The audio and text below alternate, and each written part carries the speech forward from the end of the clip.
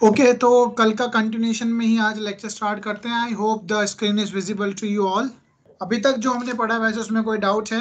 हमने पढ़ा एफआईआर, हमने पढ़ा कंप्लेंट, हमने पढ़ा था already power of the court and certain definitions हमने करी थी थॉरली डिटेल में।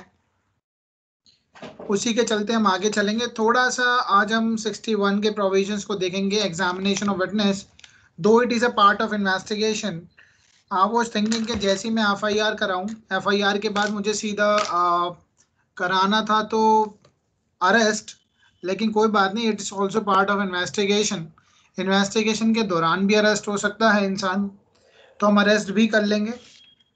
ठीक है, वैसे एक सही सीक्वेंस क्या है उसका, सबसे पहले तो हमने एफआईआर पढ़ा था। This is the right sequence. जब हम एफआईआर पढ़ते हैं तो एफआईआर के बाद हम अरेस्ट पढ़ते हैं, अरेस्ट के बाद बेल पढ़ लेते हैं। तो that is a sequence. Eight the same time, तो अगर हमने एफआईआर के बारे में बात की थी शुरू के लेक्चर्स में, एफआईआर होने के बाद next thing what comes, investigation. The police will start investigation. At the same time the report will be sent to the magistrate. Magistrate को रिपोर्ट भी चली गई कि हाँ जी ऐसा ऑफेंस हुआ है, we are going to start investigation. Investigation हो रहा है। अब यहाँ पर जब इन्वेस्टिगेशन का काम आता है तो investigation would be done by police करेगी। ठीक है, पुलिस अब क्या क्या कर सकती है? पुलिस ऑन द स्पॉट जहाँ पे वो क्राइम हुआ वहाँ पे जाएगी, क्राइम स्पॉट सीन पे जाएगी, वहाँ पे इन्वेस्टिगेशन स्टार्ट करेगी। अगर कुछ सैंपल जो मिले हैं वहाँ पर, सपोज किसी ने मर्डर हुआ तो वहाँ जो ब्लड सैंपल्स हो सकते हैं, जो गोलियां चली होंगी उसके सैंपल से लेके फॉरेंसिक पे भेज सकती है। तो that is all part of investigation. अब जिस इन्वेस्टिगेशन पुलिस जो करने गई है, क्या पता वहां पर अक्यूज्ड को पकड़ के रखा हो किसी ने। हम लोग भी तो अक्यूज को पकड़ सकते हैं। Who can arrest, who can arrest? तो हम इसमें तीन चीज लोग पढ़ते हैं। एक तो पुलिस का काम है, प्राइमरी फंक्शन तो पुलिस का ही है। सेकेंडली मजिस्ट्रेट अरेस्ट कर सकता है, और तीसरा हम भी अरेस्ट कर सकते हैं, we the purse we the people of India, हम भारत के लोग और भी लोग, जो भी इंसान है। ऐसा तो है नहीं कि अंग्रेज अगर इंडिया में आ रहा है उसके सामने कोई क्राइम हो रहा है वो नहीं पकड़ेगा। सिटीजन वर्ड यूज नहीं हुआ, पर्सन यूज हुआ है, जो भी इंडिया में रह रहा है। तो ये तीनों लोग अरेस्ट कर सकते हैं। ठीक है, आई एम श्योर ये भी आपको पता ही होगा। पुलिस के पास तो बहुत सारी पावर्स हैं, 41 से लेके हम 68 तक अरेस्ट ही पड़ेंगे, क्योंकि प्राइमरी फंक्शन तो पुलिस का अरेस्ट करने का। मजिस्ट्रेट भी अरेस्ट कर सकता है, पर्सन भी। आप मुझे सेक्शन बता दीजिए कौन सा सेक्शन है जिसमें पुलिस भी अरेस्ट कर, अपार्ट फ्रॉम पुलिस मजिस्ट्रेट भी अरेस्ट कर सकता है, और एक हम जनता आम इंसान भी अरेस्ट कर सकता है। तो अभी मैं डिटेल में नहीं कर मजिस्ट्रेट रहा हूँ। 44, हाँ जी, पर्सन 43। 43। ठीक है, 43 ये हो गया, 44 ये हो गया। बाकी मेन पावर तो पुलिस के पास, प्राइमरी फंक्शन तो पुलिस का ही है। तो ये इन्वेस्टिगेशन का पार्ट है। तो इन्वेस्टिगेशन के दौरान अरेस्ट किया जा सकता है। अरेस्ट अपने आप में एक बहुत इंपॉर्टेंट चैप्टर है, चैप्टर नंबर 5। अगर अरेस्ट पढ़ेंगे तो उसके बाद हमें बेल पढ़ना है, बेल पढ़ेंगे सीधा 33 पे आ जाएंगे। कोई इंसान अरेस्ट होगा तो या तो बेल अप्लाई करेगा। ठीक है, but at the same time we are moving towards FIR. हो गई, हमने एफआईआर पढ़ा था, हमने कंप्लेंट पढ़ी। कंप्लेंट पढ़ी तो 2D के अंदर हमने कंप्लेंट को भी समझा। ठीक है, कंप्लेंट के जरिए। अब अच्छा एक चीज और मुझे बताइए, क्या कंप्लेंट नॉन कॉग्निजेबल ऑफेंस में ही होती है क्या? नॉन कॉग्निजेबल ऑफेंस दो So तरीके। not necessary, No, it sir. can No. हाँ जी, cognizable as well. दो तरीके के ऑफेंस हमने क्लासिफाई किया है, कॉग्निजेबल, नॉन कॉग्निजेबल। कॉग्निजेबल ये आपका 2C हो गया, ये 2L हो गया। नाउ क्वेश्चन कम्स, हमने कंप्लेंट के बारे में भी बात कर ली है। कंप्लेंट क्या सिर्फ नॉन कॉग्निजेबल ऑफेंस में ही होती है क्या? कई बार ऐसा भी तो हो सकता है, आप पुलिस के पास गए एफआईआर लिखाने, उन्होंने आपकी एफआईआर नहीं लिखी, even in a cognizable offence में भी। आपके पास क्या तरीका है फिर? या तो आप सुपरिटेंडेंट ऑफ पुलिस या डीसीपी को लिखेंगे, उसने भी नहीं मानी, देन ऑफ कोर्स आपके पास फिर कोई चारा नहीं बचा। तब आपको 156 के 3 के अंदर फॉर द डायरेक्शन के लिए मजिस्ट्रेट के पास कंप्लेंट ही लिखनी पड़ेगी। तो हमने एक चीज समझी यहाँ पर, जो हमने कंप्लेंट पढ़ा था, कंप्लेंट जो है वो दोनों मामलों में हो सकती है, चाहे वो कॉग्निजेबल हो या नॉन कॉग्निजेबल ऑफेंस हो। कॉग्निजेबल में भी अगर पुलिस ने एफआईआर नहीं लिखी है, एफआईआर नहीं लिखी, हमने एसपी को लिखा, डीसीपी को लिखा, इन्होंने भी हमारी बात नहीं मानी, तब हम मजिस्ट्रेट के पास कंप्लेंट लेके जाएंगे कि भैया हमारे इस ऑफेंस में ये कॉग्निजेबल गंभीर अपराध है, तब भी वो नहीं लिख रहे हैं, तब मजिस्ट्रेट ऑर्डर दे सकता है 156(3) के अंदर for the registration of FIR. किस केस में ये कहा गया? लीडिंग केस वाला बता दीजिए, लीडिंग केस कौन सा है इसमें जिसमें यही बात हुई है एफआईआर को लेकर? एंड इन्वेस्टिगेशन तो होगी। कौन सा केस है? कल मैंने कराया था या कल से पहले कराया होगा? हर्षना यामिनी जल्दी से बताइए। सीमा, सकीरी वासु, बहुत इंपॉर्टेंट है, इसको मत भूलना, ठीक है? सकीरी वासु का केस, उसमें ये बात हुई, एफआईआर होगी, मतलब 156 के 3 के अंदर सिर्फ इन्वेस्टिगेशन के ऑर्डर नहीं, एफआईआर भी कवर की गई है। जो पावर मजिस्ट्रेट को कॉग्निजेबल ऑफेंस में होती है, वो पावर जो है, जो पुलिस कॉग्निजेबल में कर सकती थी, same thing can be done under 156(3) के अंदर भी, ठीक है? अगर यहाँ पे भी बात नहीं बनती, ठीक है, तो आखिरी रिजॉर्ट हम आप सब जानते हैं, रट भी गया होगा आप तो श्योर, 482 हाई कोर्ट चले जाएंगे। Inherent power of the court, inherent कुछ भी किया जा सकता है, ठीक है? कोर्ट को जो उचित लगता है in the interest of justice, न्याय देने के लिए, हाई कोर्ट मजिस्ट्रेट के ऑर्डर में भी जो खामियां होंगी उसको फुलफिल कर सकती है। अगर हम हाई कोर्ट की बात करें तो 482, और अगर हम सुप्रीम कोर्ट की बात करेंगे तो कहाँ है सुप्रीम कोर्ट की inherent powers? Who is going to tell मी?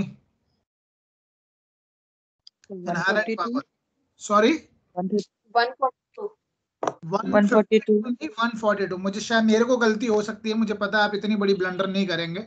सही, आर्टिकल 142, ठीक है? वहां पर सुप्रीम कोर्ट के पास है संविधान के अंदर, टू डू कंप्लीट जस्टिस, पूर्ण न्याय देने के लिए कुछ भी किया जा सकता है। अक्सर हमारा मेन मुद्दा न्याय करने का है ना, जस्टिस, तो जस्टिस देने के लिए बंदे की एफआईआर ही नहीं मिल रही, एफआईआर ही नहीं लिखी जा रही, तो ये सारा उसको न्याय कहाँ से मिलेगा? तो हाई कोर्ट यूज कर सकता है पावर। और मैं एक बात और आपको बता भी चुका हूँ, ये बहुत बड़ी पावर है सुप्रीम कोर्ट की, कि न्याय देने के लिए कुछ भी कर सकती है। रिसेंटली आपको पता भी होगा, सुप्रीम कोर्ट ने ये आपका जो राम जन्मभूमि का मामला था, राम जन्मभूमि, इसमें जो ये पूरा केस फेवर करा है, पूरा फेवर हिंदुओं के फेवर में गया है, but for the maintaining law and order, कानून खराब ना हो, दूसरे पक्ष को भी बुरा ना लगे, तो 5 एकड़ जमीन जो है वो किसको दी है? मुस्लिम वक्फ बोर्ड, ठीक है? तो ये इस न्याय का जो न्याय देने के लिए 142 की पावर यूज करी है सुप्रीम कोर्ट ने। तो दैट इज, चलो ऑल टुगेदर डिफरेंट हो जाएगा, हम वापिस आ जाते हैं ट्रैक पे, बट आई एम श्योर इससे आपको आइडिया तो लगता ही है। और बार बार चीजें रिपीट करने से आपकी जो आंसर देने की शक्ति है वो बढ़ती है, मेच्योरिटी लेवल, क्वेश्चन को समझने का लेवल बढ़ता है। ओके, सो इन्वेस्टिगेशन की हम बात करें थे, तो पुलिस क्या करेगी? ऑन द स्पॉट जाएगी, वहां कोई मिलता है तो उससे पूछताछ स्टार्ट कर सकती है। अगर अक्यूज मिल गया, अक्यूज को तो अरेस्ट ही कर लेगी, और अक्यूज नहीं मिलता है तो कोई विटनेस तो हो ही सकते हैं, तो विटनेस को क्या कहेगी? अब विटनेस के बयान लिख सकती है। अब विटनेस के जो बयान लिखे जाते हैं उसका यूज क्या होता है, और उसमें कोई इंड्यूसमेंट, थ्रेट और प्रॉमिस ना दिया जाए। विटनेस से जब बयान लिखवाएंगे तो उसके बारे में हम पढ़ेंगे आज, सेक्शन 160, 161, 162, 163 ये पढ़ेंगे। और क्या पता एक्यूज्ड अपनी बात को आके मजिस्ट्रेट के सामने कन्फेशन कर ले, तो 164 भी पढ़ लेंगे आज, ठीक है? 164 अपने नाम में काफी बड़ा है, तो ये डिटेल में पढ़ लेंगे। इनका भी 162 का बहुत अच्छा यूज है। 161 में से क्वेश्चन आते हैं, यहाँ से एमसीक्यू क्वेश्चन आता है, ये मेंस का क्वेश्चन है, ये मेंस एग्जामिनेशन में कन्फेशन का क्वेश्चन आएगा। और ये जो 60, 61, 62, 63 ये सारे आपके एमसीक्यू के क्वेश्चन है, ठीक है? तो हम इसी पे आगे चलते हैं। आज 160 से पढ़ना स्टार्ट करेंगे, इन्वेस्टिगेशन स्टार्ट हो गई है। सर, हाँ जी श्रवण। सर मेरा एक डाउट था सर। हाँ जी, हाँ जी। सर ये 157 में जो पुलिस ऑफिसर को बोला जा रहा है कि वो रिपोर्ट भेजेगा मैजिस्ट्रेट के पास, ये सर पुलिस रिपोर्ट से डिफरेंट है सर? ये होती, हाँ बिल्कुल उससे डिफरेंट है। ये जैसे कोई क्राइम होता है ना, जी आपके पुलिस के जुरिडिक्शन में कोई क्राइम हो गया, तो जी कहीं ना कहीं मजिस्ट्रेट को भी कॉग्निजेंस में रख दिया जाता है कि यहाँ पर ये क्राइम हुआ, हम इसको इन्वेस्टिगेट करेंगे या नहीं करेंगे। इससे क्या होता है, पुलिस सोई ना रह जाए। ये पुलिस की भी तो ड्यूटी है कि जो ऑफेंस हो रहा है उसकी भी तो अकाउंटेबिलिटी है कि वो रिपोर्ट करते रहे जो जो ऑफेंस हो रहे हैं। जी ये पुलिस रिपोर्ट तो वो आप जो कह रहे हैं वो 173 के 3 की बात कर रहे हैं आप, वो 173 है चार्जशीट जो जी जमा होती है, दैट इज डिफरेंट। वो तो चार्जशीट है, वो तो सारे ऑफेंस की इन्वेस्टिगेशन होगी तब जाके सारी चीज निकल के आएगी। पुलिस अपनी एक रिपोर्ट बनाती है, रिपोर्ट के अंदर जिन जिन से बात करी, उनको विटनेसेस को जो सुना, जो उन्होंने देखा, सब चीज की रिपोर्ट बना के सेक्शन वगैरह जोड़ जाड़ के मजिस्ट्रेट के सामने रख देती है। दैट इज, तो एक तो ये तो इसी को हम इसलिए बोलते हैं फाइनल रिपोर्ट। या तो ये चार्जशीट है, या तो चार्जशीट होती है, या फाइनल रिपोर्ट होती है। बट ये जो रिपोर्ट हम बात कर रहे थे 157 के तहत जो 158 में फॉरवर्ड हुई है, दैट इज के हमारे यहाँ पर एक घटना घटी है और इसका हम इन्वेस्टिगेशन कर रहे हैं या नहीं कर रहे हैं, दो चीज हो सकती है। उसके बारे में मजिस्ट्रेट को तिला दी जाती है, डीएम तक को भी जाती है।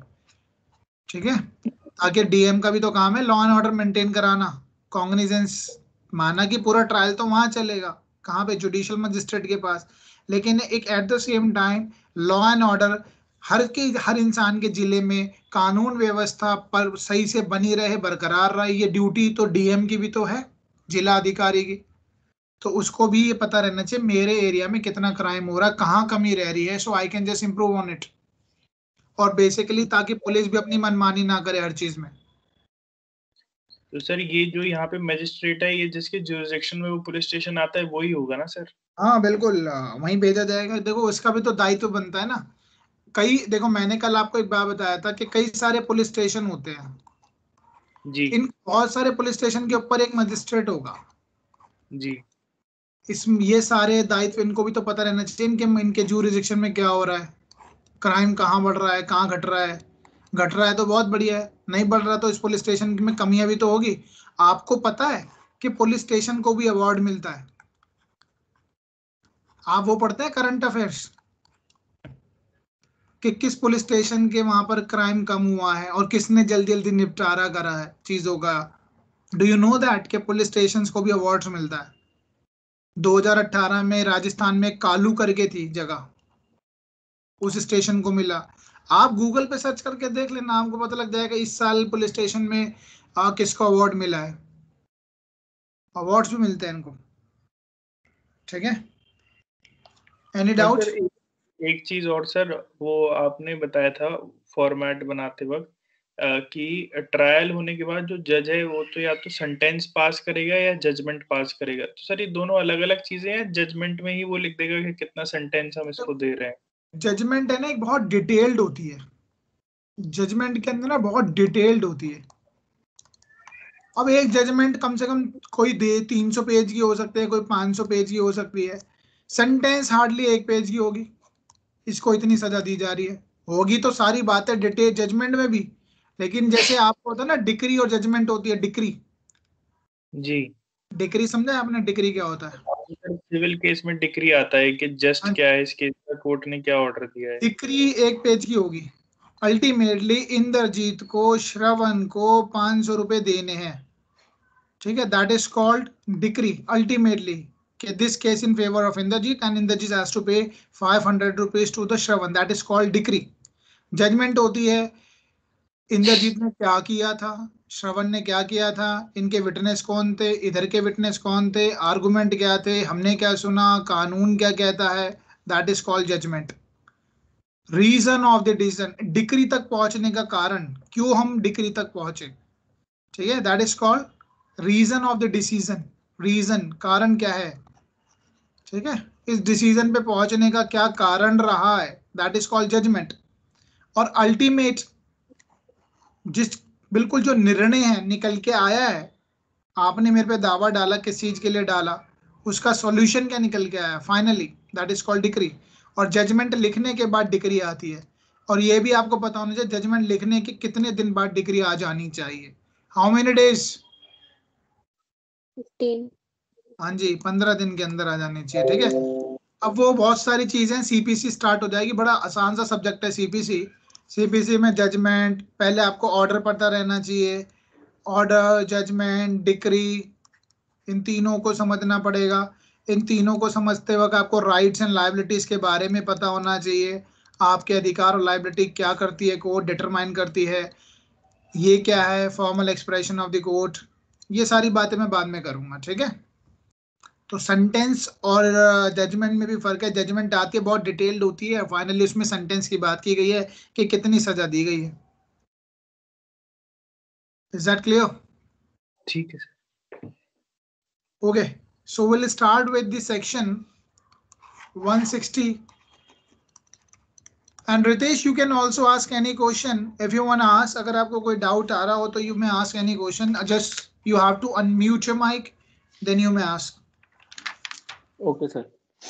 हाँ जी, कहीं पे भी डाउट हो इस चीज से रिलेटेड तो अभी डायरेक्ट पूछ सकते हैं। इसके बाद अगर आपको लगता है कि सर ये बात समझ में नहीं आई, then even you just can call me, anybody can call me, उसमें तो कोई प्रॉब्लम ही नहीं है। ओके, सो हम स्टार्ट करेंगे 160 से। थोड़ा सा बैरेट भी पढ़ना पड़ेगा, then only would be able to understand, और बिल्कुल आम भाषा में समझ लेंगे। और तो अब हम स्टार्ट करते हैं 160।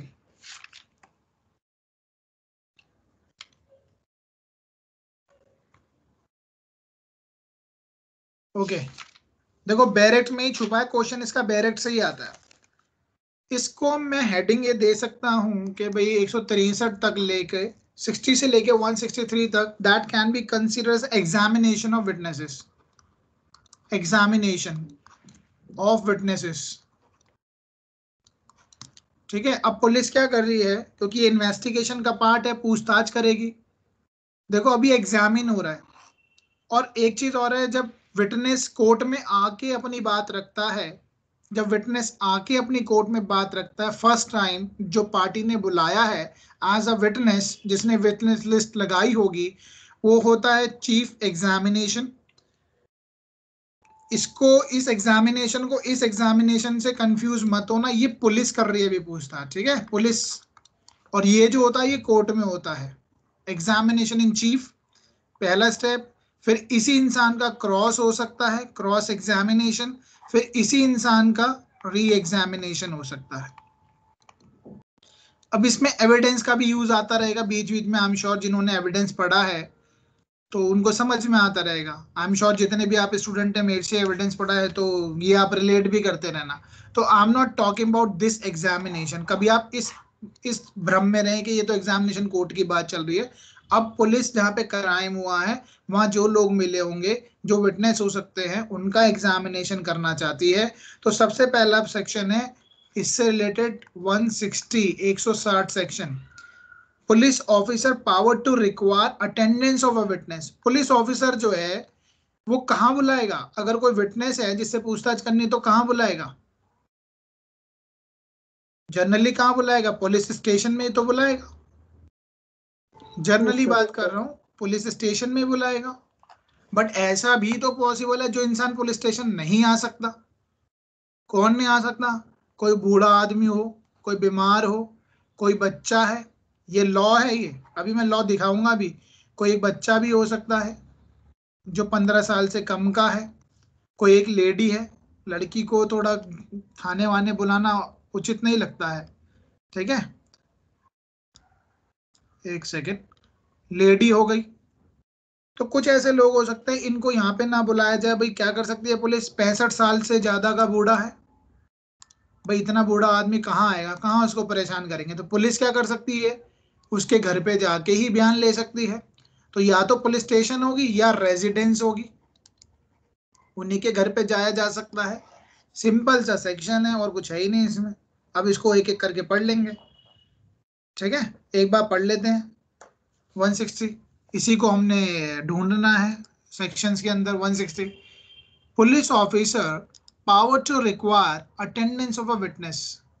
जनरली कहाँ बुलाएंगे? थाने। आइए जी, थाने बुला लेंगे। any police officer making an investigation under this chapter may by order in writing. हाँ ये बात ध्यान रखना, लिखित में ऑर्डर देगा वो, वर्बली काम नहीं चलता. Order in writing requiring the attendance before himself, अपने सामने बुला सकता है, of any person being with in the limits of his on, जो उसके दायरे में रहता है, या एडजॉइनिंग स्टेशन. जरूरी थोड़ी ना है, क्या मैं एक पुलिस वाला हूँ, मैं जिस विटनेस को बुलाना चाहता हूँ, मेरा थाना है करोल बाग, मैं जिस इंसान को बुलाना चाहता हूँ वो रहता है साउथ दिल्ली, क्या मैं उसको नहीं बुला सकता? बिल्कुल बुला सकता हूँ. अच्छा, part of investigation, you have to come before the police, आपको आना ही पड़ेगा. पुलिस ने आपको लिखित में एक ऑर्डर भेजा है, यू हैव टू कंप्लाई, आपको उसको मानना पड़ेगा. नहीं मानोगे तो क्या होगा, ये भी बता दीजिए आप मुझे. पुलिस ने ऑर्डर भेजा, if you are not complying, what? Sir IPC का 188. 188 लगेगा. और कोई बताइए, चलो मैं सारे बता दूंगा अभी आपको. 188 भी देख लेंगे, वहां पे तो इंस्ट्रक्शन है by public servant if you are not following it. और बताइए, और कुछ लग सकता है? अरेस्ट. हाँ जी, हाँ जी. सर अरेस्ट, लेकिन सर ये बहुत छोटी सी बात हो जाएगी ना. भाई पब्लिक सर्वेंट ने एक ऑर्डर दिया, आप उसको कंप्लाई नहीं कर रहे, तो छोटी सी बात कहाँ रह गई? आप अच्छा एक बात बताओ, पुलिस वाले आपसे नाम पूछते हैं, आपका नाम क्या है, आप नहीं बताते. मतलब तो बुला रहे हैं ना, एक्यूज्ड को अगर बुला रहे हैं वो नहीं आ रहा तब तो समझ में आता है. हाँ जी, तो सर विटनेस को बुला रहे हैं, नहीं आ रहे तो उसे अरेस्ट कर लेंगे. तो विटनेस को नहीं करेंगे? विटनेस बिल्कुल फ्री है आदमी क्या? विटनेस को भी तो कोर्ट, लॉ, पब्लिक सर्वेंट का ऑर्डर कंप्लाई करना पड़ेगा या नहीं करना पड़ेगा? आप एक काम कीजिए, 160 के आगे लिख लीजिए 174 आईपीसी का. ठीक है, यहाँ पे लिख लीजिए 174, धारा 100 कौन सी है, 174 लगती है. अभी पढ़ाएंगे, डोंट वरी. 174 पूरा नहीं पढ़ाऊंगा, हेडिंग दिखा दूंगा, क्योंकि आईपीसी मैंने कर चुके हैं. 1 महीने तक की सजा है और 500 रुपये फाइन है.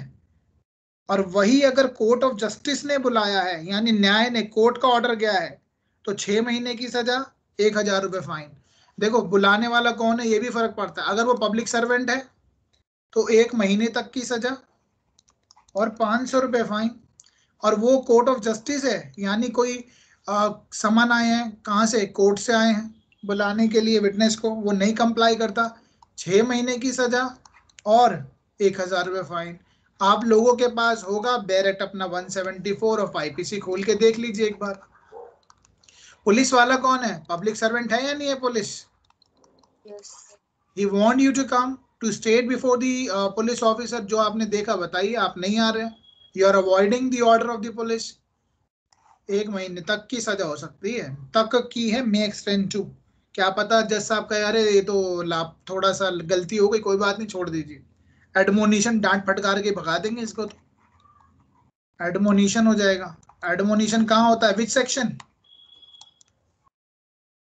हाँ जी, कौन बताएगा? 3 मैंने लिख दिया, 2 डिजिट आप लिख दीजिए. 360. हाँ जी, ठीक है. इसका 60 का कुछ है आगे पीछे, 1 2 3 4, कोई सेक्शन बताएगा? देखो पेपर में ऐसे ही आएंगे, कभी आप ये कहो 360 इज नॉट आंसर. 360 के अंदर कौन सी जगह है बताइए जल्दी से. 360 का 3, ठीक है, एडमोनिशन, याद रहेगा. एडमोनिशन क्या होता है, डांट फटकार के भेज देंगे. मैं आऊंगा तो मैं कहूंगा यार चल कोई बात नहीं, इसको आपने बुलाया, फंस गया हो, कुछ हो, बीमार हो, रीजनेबल कॉज हो. वैसे तो पुलिस वाले खुद ही इसको क्या पता दूसरा समन भेज दे, दोबारा ऑर्डर भेज दे. लेकिन हाँ, अगर जज तक बात पहुंच गई तो फिर मैं इसको ज्यादा से ज्यादा फाइन इम्पोज कर देंगे, देख लेंगे, डांट फटकार के भगा देंगे इसको. कहेंगे भाई रात तक यहाँ खड़ा हो जा, पहली बार गलती करी है. ये भी हमारा ये सोच लेना, साथ साथ ये सेक्शन भी होते हैं, कवर हो रहे हैं. मतलब मैं पढ़ूंगा तो, लेकिन आपको इजी हो जाएगा, याद करने में भी आसानी हो जाएगा. 174 भी समझ में आ गया आईपीसी का. ये सीआरपीसी का है, कभी इसको आईपीसी में ढूंढो. ये आईपीसी का है और ये सीआरपीसी का है. कभी परेशान हो जाओ, सर ने पता नहीं क्या बोल दिया, आईपीसी में तो लिखा नहीं है. जहां मैं पनिशमेंट की बात करूंगा तो आईपीसी देखना, जहां मैं पनिशमेंट की बात करूंगा आईपीसी देखना, जहां मैं प्रूफ की बात करूंगा, कैसे सिद्ध होगी चीजें, किस चीजों की रिलायबिलिटी एविडेंटरी वैल्यू होगी, उसके लिए हम ऑलरेडी एविडेंस एक्ट पढ़ चुके हैं, वो देखना, उसके सेक्शंस पढ़ेंगे साथ साथ जो जो बीच में आते रहेंगे। बहुत सी चीजें ऐसी होती है जो किताबों में भी लिखी हो या ना लिखी हो, बट मैं वैसे प्रैक्टिकली एक्सपीरियंस से आपको बता दूंगा। ठीक है, चलो प्रोसीड करते हैं आगे। कुछ चीजों का आधार बनाने में टाइम लगता है, फिर बहुत स्लोली चलती चली जाती है चीजें। ठीक है, तो adjoining police station, Karol Bagh वाला जो पुलिस ऑफिसर है वो बुला सकता है किसी भी इंसान को किसी भी टेरिटरी से, who from the information given और अदरवाइज अपियर टू बी, उसे ऐसा लगता है ये इंसान जानता है, appear to be acquainted with the fact and circumstances of the cases, case के बारे में वो जानता है, such person shall attend so required, जरूरत पड़ेगी तो आना पड़ेगा, प्रोवाइडेड दैट, ये इंपॉर्टेंट है। और यहां से क्वेश्चन आया है अमेंडमेंट कब हुआ है, ये भी यहां से आया है, ये जो लिखा ना 2, तो ये आपको पता है निर्भया इंसिडेंट हुआ था। देखिए निर्भया इंसिडेंट के बाद क्रिमिनल अमेंडमेंट एक्ट में कुछ बदलाव कर दिया गया। अंडर दी एज ऑफ 15 साल और वुमेन था, अब इसको बढ़ा दिया गया है, under the age of 15 years, कोई भी हो सकता है, चाहे लड़का हो या लड़की हो, नाबालिग है, बच्चा है, माइनर है, दैट नो मेल। अब मेल की बात इसलिए लिख दी यहाँ पर क्योंकि फीमेल को तो हम प्रोटेक्शन दे ही रहे हैं। और अबव द एज ऑफ 65, 65 साल से बड़ा बूढ़ा आदमी है, कोई वुमेन है, या मेंटली और फिजिकली डिसेबल्ड पर्सन है, इंसान चल ही नहीं पा रहा, वो क्या विटनेस बनेगा आके कोर्ट में, सॉरी यहाँ पे पुलिस वालों के सामने क्या स्टेटमेंट देगा। तो shall be required to attend at any place, किसी भी जगह पे आ सकता है, other than the place in which such male or a woman reside, shall be required to attend any place।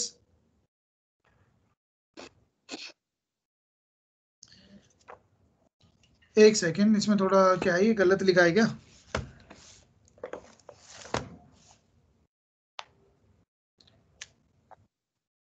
shall be required to attend at any place other than the place in which such male person or woman resides।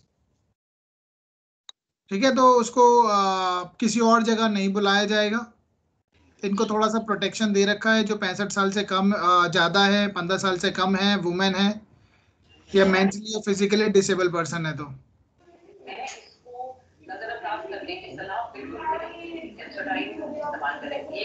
kindly mute your mic, somebody using the mic।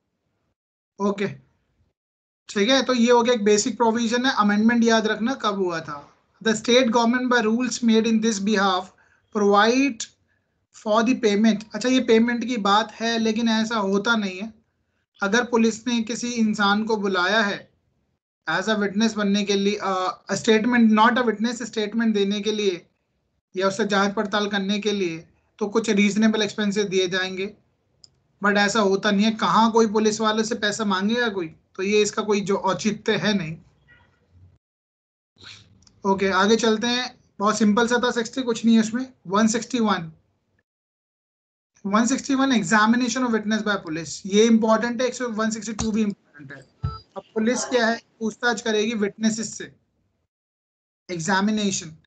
तो any police officer making an investigation, police officer कौन हो सकता है? Generally कोई crime होता है तो generally maximum cases में या तो आईओ को, जो आईओ कहलाता है वो सब इंस्पेक्टर रैंक का हो सकता है, हेड कांस्टेबल भी हो सकता है। That need to be determined by the state government, कानून के द्वारा बताते कि कौन इन्वेस्टिगेट करेगा। तो any police officer making an investigation under this chapter और any police officer not below the rank as state government may by general or special order prescribe in this behalf। अभी मैंने आपको बताया कौन इन्वेस्टिगेशन करेगा, generally state government बताती है, acting on the requisitions of officer में ऑरली। अब वो पुलिस ऑफिसर जो है, जो आईयू जो बनाया है केस में, एग्जामिन ऑरली, पूछताछ करेगा लोगों से जो विटनेस के रूप में बुलाए गए होंगे। Any person suppose to be, या जिसको ऐसा लगता है, पुलिस तो किसी से भी पूछताछ कर सकती है कि उसे ऐसा लगता है कि हाँ ये इंसान उस फैक्ट से वाकिफ है, suppose to be acquainted with the fact and circumstances of the case. I am sure you can answer me, fact की डेफिनेशन कहाँ दे रखी है? हाँ जी, फैक्ट की डेफिनेशन कहाँ? सेक्शन 3 इंडियन एविडेंस एक्ट, मैं रिलेट करके पढ़ाऊंगा, पूरा रिवीजन हो जाएगा बीच बीच में, बस आप आंसर देते रहना। Indian evidence act section 3, section 3 में फैक्ट्स में कितनी बातें लिखी हैं? 2 दो हैं। हाँ, दो बातें हैं, लेकिन उसमें और कितनी बातें लिखी हैं अंदर? ए में कितनी बातें लिखी हैं? पहले में ही 3 लिखी है, नीचे तो मेंटल कंडीशन की बात की है। ठीक है, पहले वाले में ही 3 बातें कर दी है, स्टेट ऑफ माइंड, और वहां में मेंटल उसकी भी बात की गई है कि उसके दिमाग में क्या है, वो भी तो एक फैक्ट है। लेकिन उसको कैसे डिटरमाइन किया जाएगा, मेन सीरिया से पता लगता है वो। ओके, चलो आगे चलते हैं। Such person shall be bound to answer, यहां पर ये इंपॉर्टेंट प्रोविजन है 2, थोड़ा सा एम्फेसाइज करना। अब मुझे बात बताइए, पुलिस वाले अगर आपसे कुछ पूछेंगे तो आप हर चीज का आंसर सही बता देंगे क्या? हाँ जी, मैं आप पुलिस वाला, आप अगर आपसे कुछ पूछता है, एक्सपेक्टेशन ये है कि आप सही बताएंगे, बट जरूरी नहीं है, लेकिन but still you are bound to tell the truth of the before the police officer. तो such person shall be bound, वो बाउंड है to answer truly all the question relating to such case put to him by this such officer. तो यानी जो police officer ने जो उससे question पूछा है, उसका वो आंसर सही तरीके से दे, ट्रूली दे।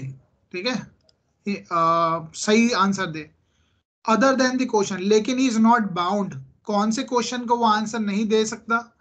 अगर वो आंसर देगा which would have a tendency to expose him to criminal charge और पेनल्टी और फॉरफीचर। इसका मतलब क्या हुआ, और ये सेक्शन आपने कहाँ पढ़ा है?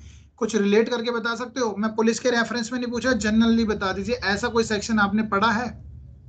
132 ऑफ इंडियन एविडेंस एक्ट। हाँ जी, आपने पढ़ा होगा सेक्शन 132। अच्छा, ये आपने एक बात और बता दीजिए, एविडेंस एक्ट का 132 जो आप पढ़ा है, इसके साथ कौन सा पढ़ सकते हैं हम? एविडेंस एक्ट में ही है वो। 147 एंड 148। बिल्कुल ठीक है, 147 तो इससे बिल्कुल ही जुड़ा हुआ है। 148 वो प्रॉपर क्वेश्चन वगैरह हो गए ना, इम्प्रॉपर क्वेश्चन, लेकिन ये तो बिल्कुल ही एज इट इज है, सेम से है। कोर्ट भी वो सवाल, कोर्ट देखो, अगर ये इंसान झूठ बोलेगा, कोर्ट उससे कुछ भी पूछ सकती है, but is bound to answer truly, अगर वो झूठ बोलेगा तो फंस जाएगा। लेकिन अगर ये, शायद आपको याद भी आ रहा होगा एविडेंस एक्ट का, कि अगर इस इंसान ने, कोर्ट ने इससे कुछ पूछा और इसने he is bound to answer, but अगर ये ऐसा आंसर देगा जिससे खुद ही फंस जाएगा उस आंसर को, तो प्रोटेक्शन किस चीज की दी गई है वहां पे? किस चीज की प्रोटेक्शन है? ये कि सर उसको अरेस्ट या प्रोसिक्यूट नहीं किया जाएगा। उसको ना ही अरेस्ट किया जाएगा, अगर इसने कोर्ट में बात बताने की वजह से खुद ही फंस रहा है, तो उस बताने की वजह से ना ही इसको अरेस्ट किया जाएगा, नो अरेस्ट, और ना ही सिविल प्रोसीडिंग। प्रोसिक्यूशन। ना तो अरेस्ट किया जाएगा, ना ही इसे प्रोसिक्यूट किया जाएगा। ठीक है, ना ही इसमें मुकदमा चलेगा। तो कितना अच्छा प्रोटेक्शन दे रखा है, यानी कहीं ना कहीं सच भी बोल देगा तो भी बच जाएगा, बट अगर ये झूठ बोलता है तब क्या होगा? तो सर 192 के अंदर, गलत जवाब, 193 193 सेक्शन को। 193। अगर आप याद कर रहे हैं, अगर आप याद कर रहे हैं तो डायरेक्ट याद कर लेना, क्योंकि अगर आप 92 लिख देंगे तो गलत हो जाएगा, क्योंकि सेक्शन 191 ऑफ आईपीसी ये तो है, इन दोनों की सजा 193 में है। एक बार दोबारा मैं बता देता हूँ, 191 192 की सजा इन दोनों की मिला के 193 में मिलती है। ये एक है फैब्रिकेटिंग ऑफ फॉल्स एविडेंस, एक है गिविंग फॉल्स एविडेंस, एक है झूठी गवाही देना, एक है झूठे तथ्य गढ़ना। दोनों में बहुत बड़ी चीज अलग है ना, समझ रहे हैं? पढ़ के देख लेना एक बार आईपीसी दोबारा से, जहां जहां डाउट्स आते हैं। तो ऐसे ही अगर पुलिस ने कुछ पूछा, मैं इसको हटा दूं जो लिखा है, यस सर। कुछ पूछा, तो यहाँ पे भी कहीं ना कहीं उस इंसान के पास प्रोटेक्शन है। देखो, अब एक चीज है, पुलिस ने कुछ क्वेश्चन पूछा,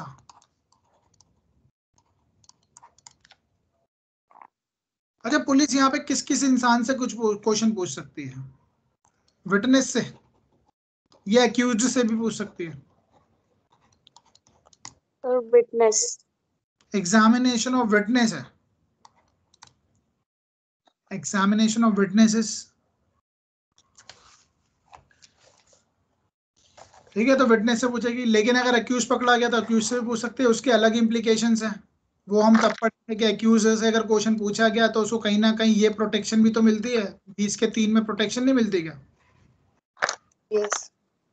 कि अगर वो जवाब ऐसे जवाब देने से मना कर सकता है जिससे वो nobody can be witness against himself, तो क्या यहाँ पे इनको प्रोटेक्शन नहीं है क्या विटनेस को?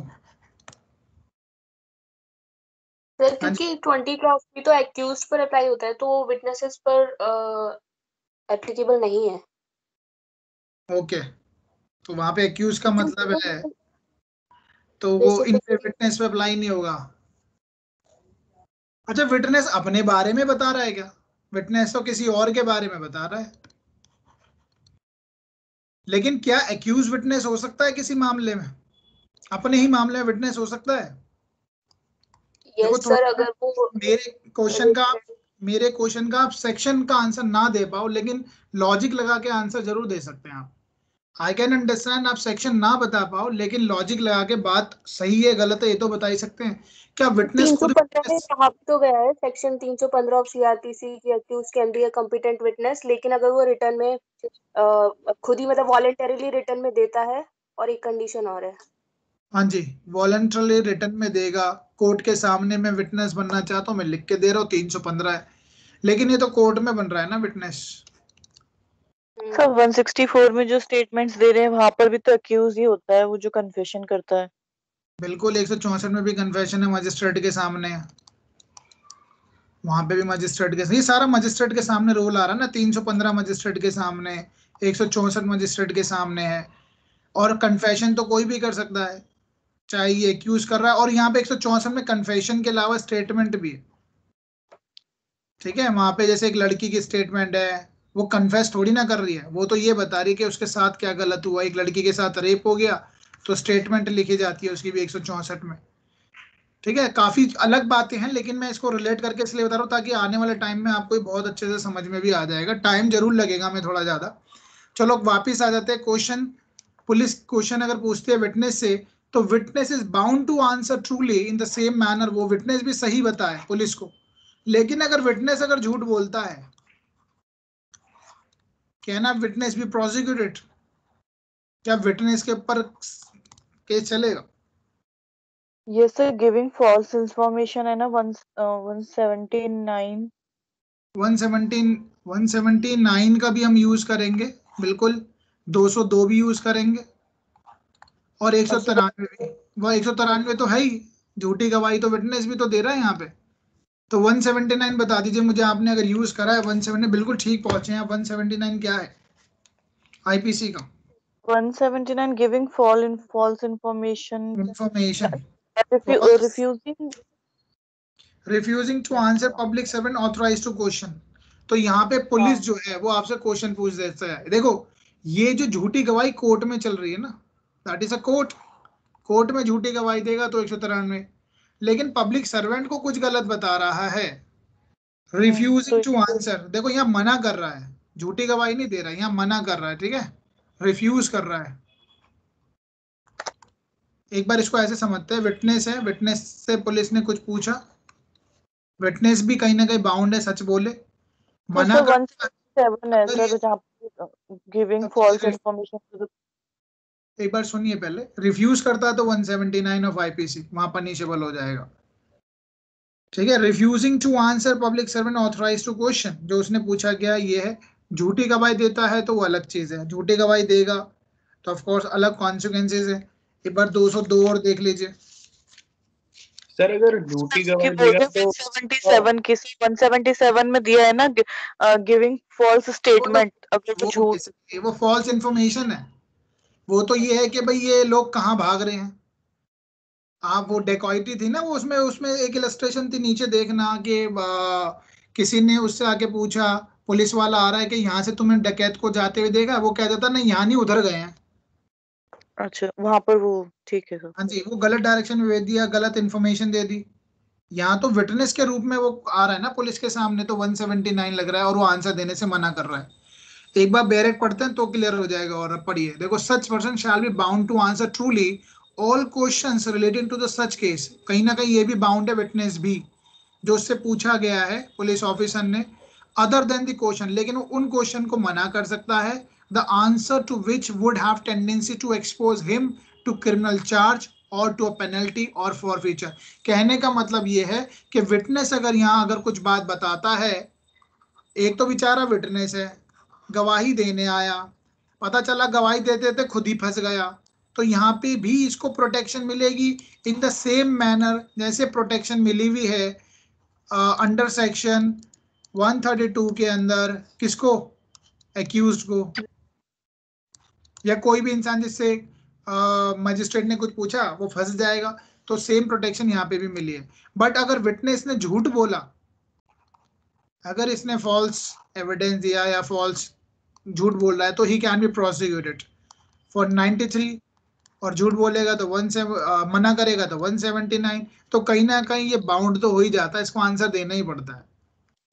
सर सर लेकिन 193 में तो जुडिशियल प्रोसीडिंग्स के लिए होता है ना।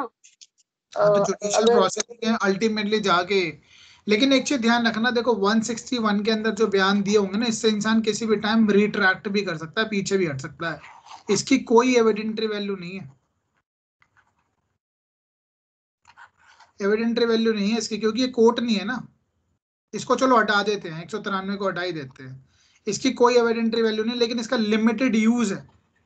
वो लिमिटेड यूज कहाँ है वो मैं अभी आपको बता दूंगा, कि अभी हमने पुलिस के सामने जो बयान दिए है ना, विटनेस ने आगे बताया कि हाँ मैंने एक्स ने, मतलब मैंने ए को बी को मारते हुए देखा, इसका मर्डर हो गया है, और ये एक विटनेस है, पुलिस को बताता है कि हाँ मैंने देखा है, बाद में जब ये कोर्ट में आया, इसका चीफ एग्जामिनेशन हुआ, यहाँ कुछ और बोल रहा है कि मैंने, एक्स ही कह रहा है कोर्ट में आके कि मैंने ए को बी को मारते हुए नहीं देखा, यहाँ पे देखा है, पुलिस के सामने कह रहा है, यहाँ कह रहा नहीं देखा।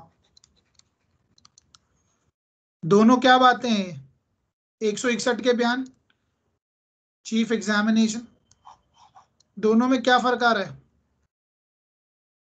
दोनों कॉन्ट्राडिक्टरी हैं, कॉन्ट्राडिक्टरी है या नहीं है? Yes sir. सुनो कम ऑन, ये तो अलग बात हो गई ना, पुलिस के सामने कुछ और कह रहा है, कोर्ट में कुछ और कह रहा है, कॉन्ट्राडिक्टरी है। सिर्फ 161 के अंदर जो बयान दिए होंगे उनका जो यूज है वो सिर्फ कॉन्ट्राडिक्शन में होता है, लिमिटेड यूज है, limited use only in the contradiction. और 161 में जो बयान पुलिस के सामने दिए होंगे उन बयान को जो है, देखो यहाँ पे दो पार्टी होती है ना, एक तो होती है प्रोसिक्यूशन, सरकारी वकील, इसके विटनेस आएंगे सबसे पहले, फिर आ गया एक्यूज्ड, एक्यूज्ड के भी तो विटनेस होंगे। तो सपोज करो इस विटनेस को हमने बुलाया, ये हमारे ही अगेंस्ट बात कर रहा है, विन ओवर बोलते हैं उसको, ठीक है, वॉन ओवर या विन ओवर, ठीक है, वॉन तो पास्ट सेंटेंस हो गया, won over by the other party. तो ये जो विटनेस हमने बुलाया ये हमारे फेवर में बात नहीं कर रहा है, तो ये कौन बन जाता है, ये हॉस्टाइल विटनेस हो गया। नाउ क्वेश्चन इज दैट, और इस विटनेस ने, जो हमारा विटनेस था, इसने जब विटनेस के रूप में, ये प्रोसिक्यूशन विटनेस था ना, पुलिस ने बुलाया अपने पास, तो इसने कहा कि ए ने बी का मर्डर किया है, ये एक्यूज्ड है। यहाँ पे इसने अपना कोर्ट के सामने अपने बयान को पलट लिए, तो इसका ये यूज है, इसने जो कहा था पुलिस से, स्टेटमेंट जो रिकॉर्ड हुई थी, that can only be contradicted. पहले तो ये कॉन्ट्राडिक्शन में जाएगा, ठीक है, इसका सिर्फ कॉन्ट्राडिक्शन में यूज होगा कि आपने पहले कहा अब ये कह रहे हो। अब एट द सेम टाइम जो हमारा ये हॉस्टाइल विटनेस बन गया ना, सपोज इस हॉस्टाइल विटनेस को क्रॉस कौन करता है, जनरली मेरे विटनेस को कौन क्रॉस करेगा, प्रोसिक्यूशन के विटनेस को क्रॉस एक्यूज्ड करेगा ना, लेकिन यहाँ पे मैं अपने ही विटनेस को, क्योंकि वो हॉस्टाइल हो गया है, मैं इस इंसान को भी क्रॉस कर सकता हूँ, अपने ही विटनेस को भी मैं क्रॉस कर सकता हूँ, क्योंकि इसने कॉन्ट्राडिक्टरी बात कर दी, मेरा पूरा केस खराब कर दिया इसने। मैं तो उस पर विश्वास कर रहा था कि कोर्ट में आके ये ऐसी बताएगा जो इसने 161 में पुलिस के सामने कहा था, इसने कॉन्ट्राडिक्ट कर दी, बयान ही बदल लिए, now is a hostile witness. I can also do the cross. मैं कहूँगा your lordship I want to do cross. He is completely against whatever is stating before the court. जो कोर्ट के सामने कह रहा है तो पूरा विपरीत बात कर रहा है. Then I can see कि इसने 161 में कुछ और कहा और यहाँ कुछ और कह रहा है. मैं इसको खारिज करवाऊंगा, खत्म करवाऊंगा इसकी बात. अब हॉस्टाइल जो विटनेस है, जो हॉस्टाइल जो विटनेस बना है, क्या इसका पूरा स्टेटमेंट खारिज हो जाएगा? क्या इसने जो पूरी बात कही है पूरा खारिज हो जाएगा? पूरा खारिज नहीं होता. इसकी जो बात शायद मेरे फेवर में भी तो हो सकती है कुछ बातें. That can be used for prosecution favour. Prosecution के फेवर की बात हो सकती है कुछ. और ऑफ कोर्स अक्यूज्ड के अगेंस्ट जारी होगी तो अक्यूज्ड तो इसको क्रॉस करेगा ही करेगा. ये बातें समझ में आ रही है? थोड़ी सी टेक्निकल है, दिमाग बहुत ज्यादा खर्च करना पड़ता है, लेकिन धीरे धीरे शायद मैं कई बार ऊपर भी चला जाता हूँ, बहुत ऊपर. जैसे मैं अभी सिर्फ पुलिस की बात कर रहा था, करते करते मैं कोर्ट पे आ गया और कोर्ट के बाद मैं हॉस्टाइल पे आ गया. थोड़ा मुझे लगा कि लेवल थोड़ा बढ़ गया, वापस वही आना पड़ेगा. बट क्या आपको ये बात समझ में आई? ये सर ये तो आगे. पर सर एक चीज पूछनी है. जो 161 में जो सेकंड में जो लिखा हुआ है कि other than the question the answer of which would have a tendency to expose him, तो सर यहाँ पर तो हम उसको एक्सक्यूज कर रहे हैं कि वो नहीं भी बता सकता, लेकिन 132 के अंदर और 147 के अंदर उसको कंपेल कर रहे हैं. देखो बेसिकली वहां पे भी यही तो लिखा है. अरे कंपेल तो यहाँ पे भी है, यहाँ पे भी तो लिखा है इस बाउंड. यहाँ पे भी बाउंड लिखा है, वहां पे भी बाउंड लिखा है 132 में. और ये 161 के बयान में भी बाउंड है. किस चीज के लिए बाउंड है? सच बताने के लिए. क्या आप सच बताने के लिए बाउंड नहीं है क्या? हर्षना, अगर पुलिस आपको बुला ले कि भाई आके विटनेस दीजिए जो आपने देखा, are you not bound being a citizen of India और residing in the territory of India, are you not bound to state the truth? आप Yes, भी sir. बाउंड है, मैं भी बाउंड हूं, लेकिन एक प्रोटेक्शन दे रखी है. अगर मैं पहला प्रोटेक्शन क्या है? मैं वो बात अगर बताऊंगा उससे मैं खुद फंस जाऊंगा. मैं हिंदी में लिख देता हूं ज्यादा अच्छे समझ में, खुद फंस जाऊंगा तो मुझे प्रोटेक्शन मिलती है. बट इसका मतलब क्या है? ताकि विटनेस, ये प्रोटेक्शन क्यों मिली है? ताकि विटनेस जो है जब पुलिस के सामने भी स्टेटमेंट दे रहा है वो सही बोले, ट्रुथ लाए को सामने, चाहे पुलिस के सामने चाहे कोर्ट के सामने सच बोले. इसलिए तो प्रोटेक्शन है ये. अगर इसको प्रोटेक्शन हटा दें तो ये तो कभी मुंह ही नहीं खोलेगा, बताएगा ही नहीं, कहेगा इसमें तो मैं ही फंस रहा हूं, मैं क्यों बताऊं. लेकिन इसको ये भी कहा गया है कि ये झूठ भी ना बोले, फॉल्स भी ना बोले, क्योंकि आप लो है ना आपको प्रोटेक्ट करने के लिए. अगर आप सच बोलें, आपको पता, एक मिनट जस्ट वेट, अगर आप सच बोलेंगे, अगर आपको डर लग रहा है कि भाई मेरी जान पे प्रॉब्लम आ जाएगी, तो it's a duty of the state. वो बात अलग है, हमें पता है कि विटनेस की कोई भी प्रोटेक्शन नहीं है इंडिया में. That is a different scenario. Witness protection नहीं है तो इसलिए विटनेस बनना भी नहीं चाहता. विटनेस जो बनेगा वो तो 10 बार उससे पुलिस खुद पूछ लेगी, परेशान हो जाएगा, इतनी चीजें बुलाएगी, वो कहेगा कौन बनेगा witness. That is the reason कि इंडिया में, या इंडिया ही नहीं बहुत कंट्री हैं जहाँ विटनेस प्रोटेक्शन की कोई बात ही नहीं है. और विटनेस को अगर हम बुला भी रहे हैं तो कितना अमाउंट देंगे? मीगर अमाउंट, मीगर 200 रुपये 100 रुपये. और वो भी मिलते कहाँ है? किसी की हिम्मत है जो विटनेस आने के बाद पुलिस से पैसा मांग ले कि भैया मैं आया हूँ मुझे पैसा दीजिए? Nobody gonna ask. देखो एक सर चीज लेकिन जैसे हाँ कि बोलिए. आपने बोला कि यहाँ पे विटनेस को प्रोटेक्शन दे रहे हैं कि मतलब वो आ रहा है, तो अगर मान लो वो विटनेस जैसे कहीं चोरी हो रही थी और उसने उनको मतलब थोड़ा सा सपोर्ट, मतलब कुछ अक्यूज को मतलब उसने वो दे दिया, मतलब उसका भी थोड़ा सा प्ले था उसमें, उस क्राइम में होने में, तो फिर वहां पर वो उसको कैसे प्रोटेक्ट करेंगे? मतलब अगर थोड़ा सा ही क्यों ना कर. फिर तो वो कंप्लाइज हो गया, पार्टनर इन क्राइम है. माना कि धारा 34 नहीं लगेगी, माना कि कॉमन इंटेंशन नहीं है, लेकिन पार्टनर इन क्राइम तो है. वो साथ मिलकर क्राइम कर रहा है तो कंप्लाइज हो गया. जरूरी थोड़ी ना सारा पार्ट निभाए, थोड़ा पार्ट भी तो हो सकता है. एक बात बताओ, थोड़ा देखो मैं बहुत डिटेल में नहीं जाऊंगा, अपना माइंड अपने आप भी लगाया करो कुछ चीजों पे. वीरेंद्र कुमार घोष याद है?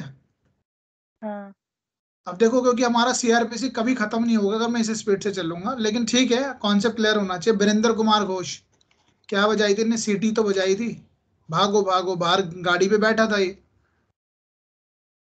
ठीक है, तो इसका रोल क्या था? बहुत ज्यादा था क्या?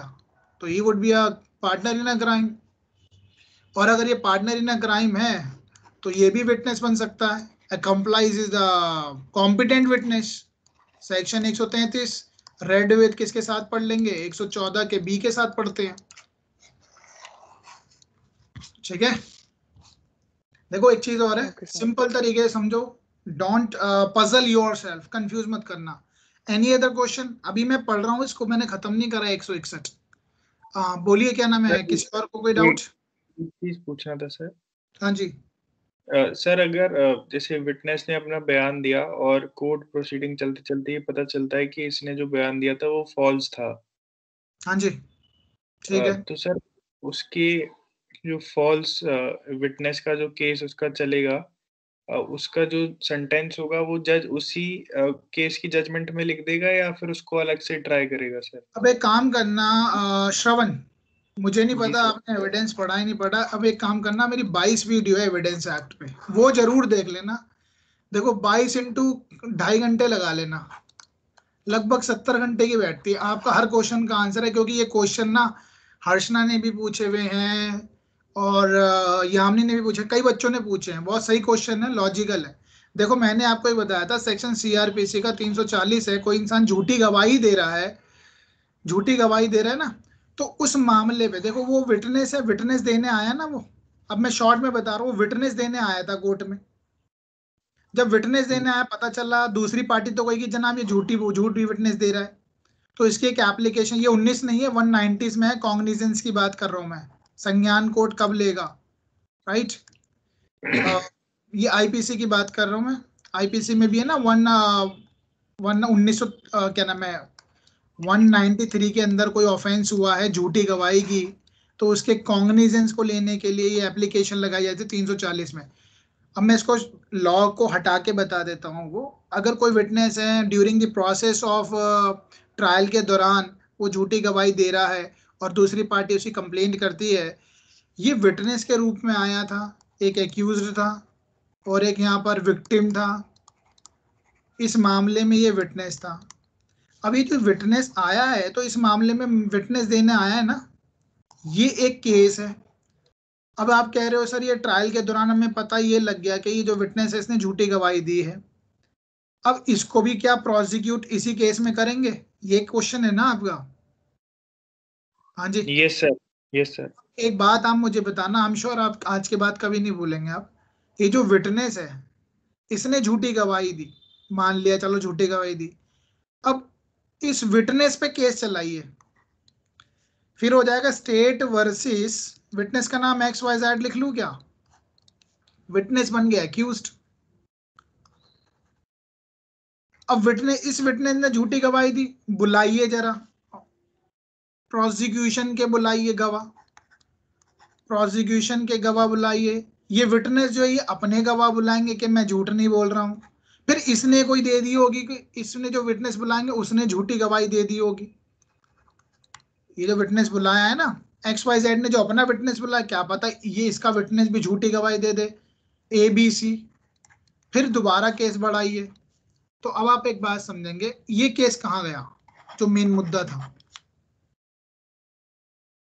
श्रवण आप आंसर दीजिए इसका, ये केस कहाँ गया जो मेन मुद्दे के लिए हम आए थे कोर्ट में? ये तो भटक गए सर हम। तो बस भटकना ही नहीं है, ठीक है। जी सर। इस केस को हम क्या करेंगे, ये एक अलग ट्रायल चलेगा, ये बिल्कुल अलग ट्रायल चलेगा, समझ में आ गया? इसको भगा देंगे यहाँ से, ये 340 की एप्लीकेशन लगेगी CRPC में, और कोर्ट तभी कॉग्निजेंस लेगी जब 190 की जो प्रोसीडिंग्स है उनको देख लेगी कि झूठी गवाही जो दी है ना वो कॉग्निजेंस ऑफेंस है ना। अभी मैं बता देता हूँ, सेक्शन एकदम से स्किप हो गया माइंड से ना, सेक्शन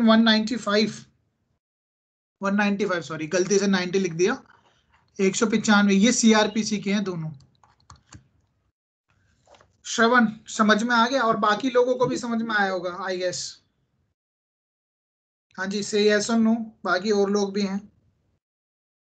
ये तो बहुत बड़ा अच्छा क्वेश्चन था ये। हाँ जी बोलिए कमान, या मैं किसी से भी पूछ लूं? अब हम भी तो भटक गए हैं, are you getting my point? हम भी भटक गए, 161 ही खत्म नहीं हुआ। रितेश समझ में आ रहा है? If you are there Himanshi, Seema, sir जल्दी से यस और नो कर दीजिए, कमान। यस सर, आ रहा है। Purnima, Kritika is not there I guess. Yes चलो सर, आ रहा है। Okay okay, Kritika is there. ठीक है, जैसे हम भटक गए ना, अब हम आए थे 161 करने, हम पहुंच गए आईपीसी पे, हम पहुंच गए कहाँ पर, खत्म हो गया ना, फिर 161 नहीं हो पाया। तो अब आप थोड़ी देर कंटिन्यूसली मेरी बात सुनना बस, ठीक है। अगर डाउट आ रहा है तो उसको साइड में लिखते भी रहना। Okay, let's proceed further now. 161 पे हम कर लेते, इसको करते हैं पूरा। ओके सो ये इतना बड़ा कॉम्प्लिकेटेड चीज नहीं है। 161 के अंदर वो बाउंड है आंसर देने के लिए, ट्रूली दे, नहीं देता या ऐसी ही अगर झूठ बोलेगा तो फंसेगा विटनेस। लेकिन अगर उसको प्रोटेक्शन मिली है, प्रोटेक्शन कहाँ मिली है, जैसे हम एक अक्यूज को प्रोटेक्शन देते हैं वैसे भी इसको प्रोटेक्शन देनी पड़ती है, विटनेस को भी प्रोटेक्शन है। ओके आगे चलते हैं। नाउ अब इसका एक बहुत इंपॉर्टेंट एरिया रहेगा यूज ऑफ स्टेटमेंट, वो भी हम पढ़ लेंगे। पहले आगे इसको बैरेट को खत्म करते हैं। द पुलिस ऑफिसर में रिड्यूस इनटू राइटिंग। अब जो विटनेस आके पुलिस के सामने बात बोल रहा है, अगर वो ओरली दे रहा है तो उसको लिखित में लिख लेंगे, और जनरली जो वो बोलता है बिल्कुल एज इट इज ही लिखते हैं, बिल्कुल एज इट इज लिखते हैं। हमसे तो कहेंगे भाई एक काम कीजिए, ये पेपर पे लिख दीजिए, और उस पेपर को वो टाइप करवा लेते हैं, उसको लिखवा लेते हैं। या एज इट इज जो स्टेटमेंट होती है, उस स्टेटमेंट को कई बार जो एज इट इज कॉपी होती है, जो हमने एक ब्लैंक पेपर दिया उसने लिख, वही उसकी स्टेटमेंट है, उसकी हैंडराइटिंग भी वही है, बाद में बदलेगा भी नहीं। लेकिन हाँ, साइन नहीं लेंगे, ये इंपॉर्टेंट है, मैंडेटरी प्रोविजन है। लेकिन अगर साइन ले लिए विटनेस के तो केस खराब भी नहीं होगा।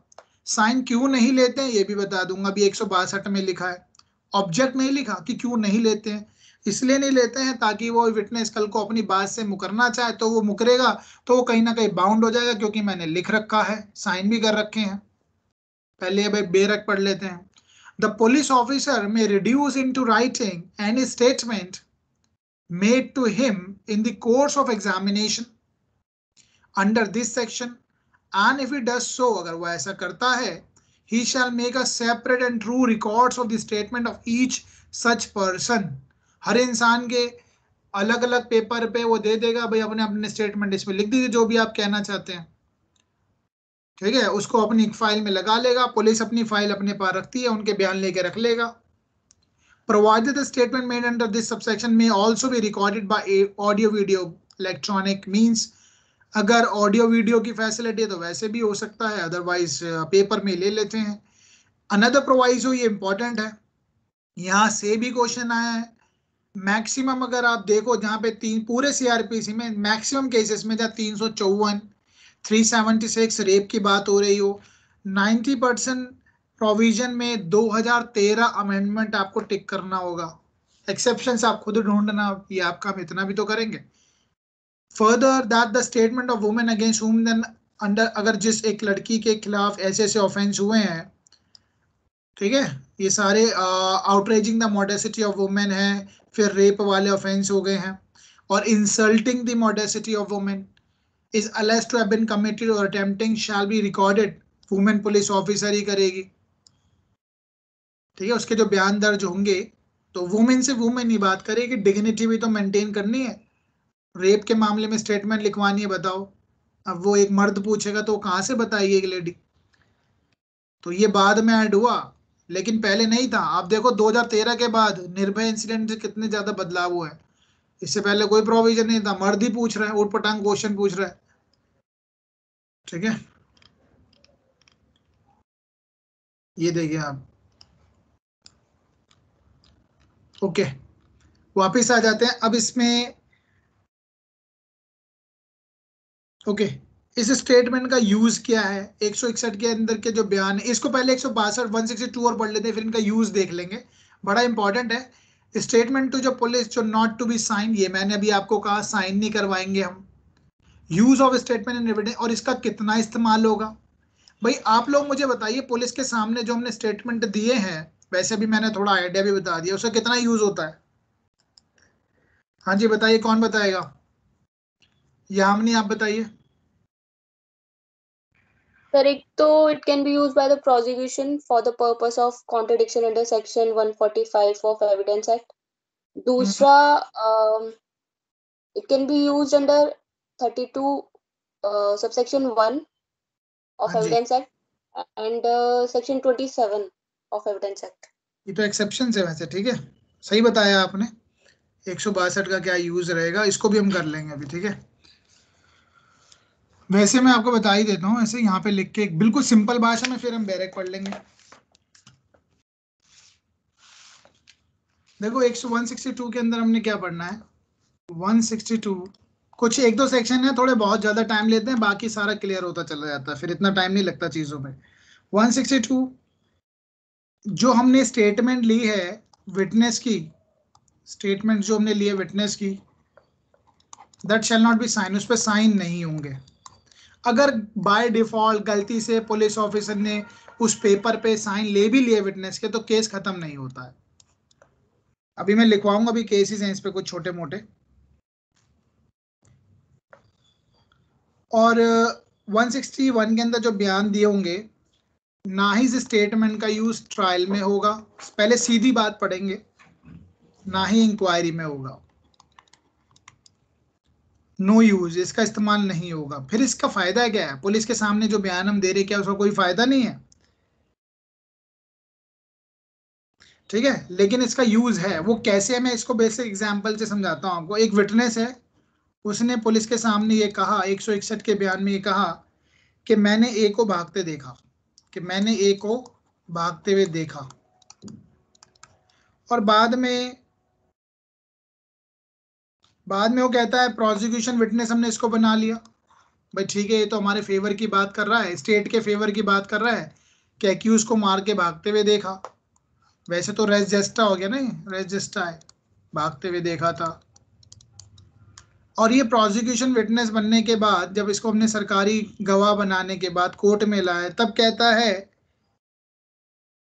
कि मैंने भागते हुए ए को नहीं देखा, यानी पलट गया। अब क्या होगा, अब क्या यूज होगा इसके 161 के बयान को? तो 161 का बयान जो है वो कॉन्ट्राडिक्शन के लिए यूज होता है। इसकी कही हुई बात के, इसने पहले कुछ और कहा, अब कुछ कहा, इसलिए यूज होगा इसकी बात को कॉन्ट्राडिक्ट करने के लिए। एक चीज और ध्यान रख लेंगे, कॉरोबरेशन के लिए यूज नहीं होगा कि मैंने पहले भी ये कहा, पुलिस के सामने भी ये कहा, और अब मैं कोर्ट के सामने भी ये कह रहा हूं।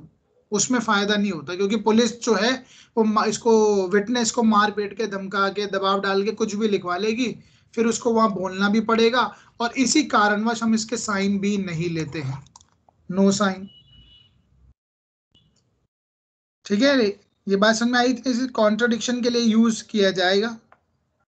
अब कॉन्ट्रडिक्शन में कौन कौन यूज कर सकता है? देखो एक्यूज भी यूज कर सकता है और प्रोसिक्यूशन भी यूज कर सकता है।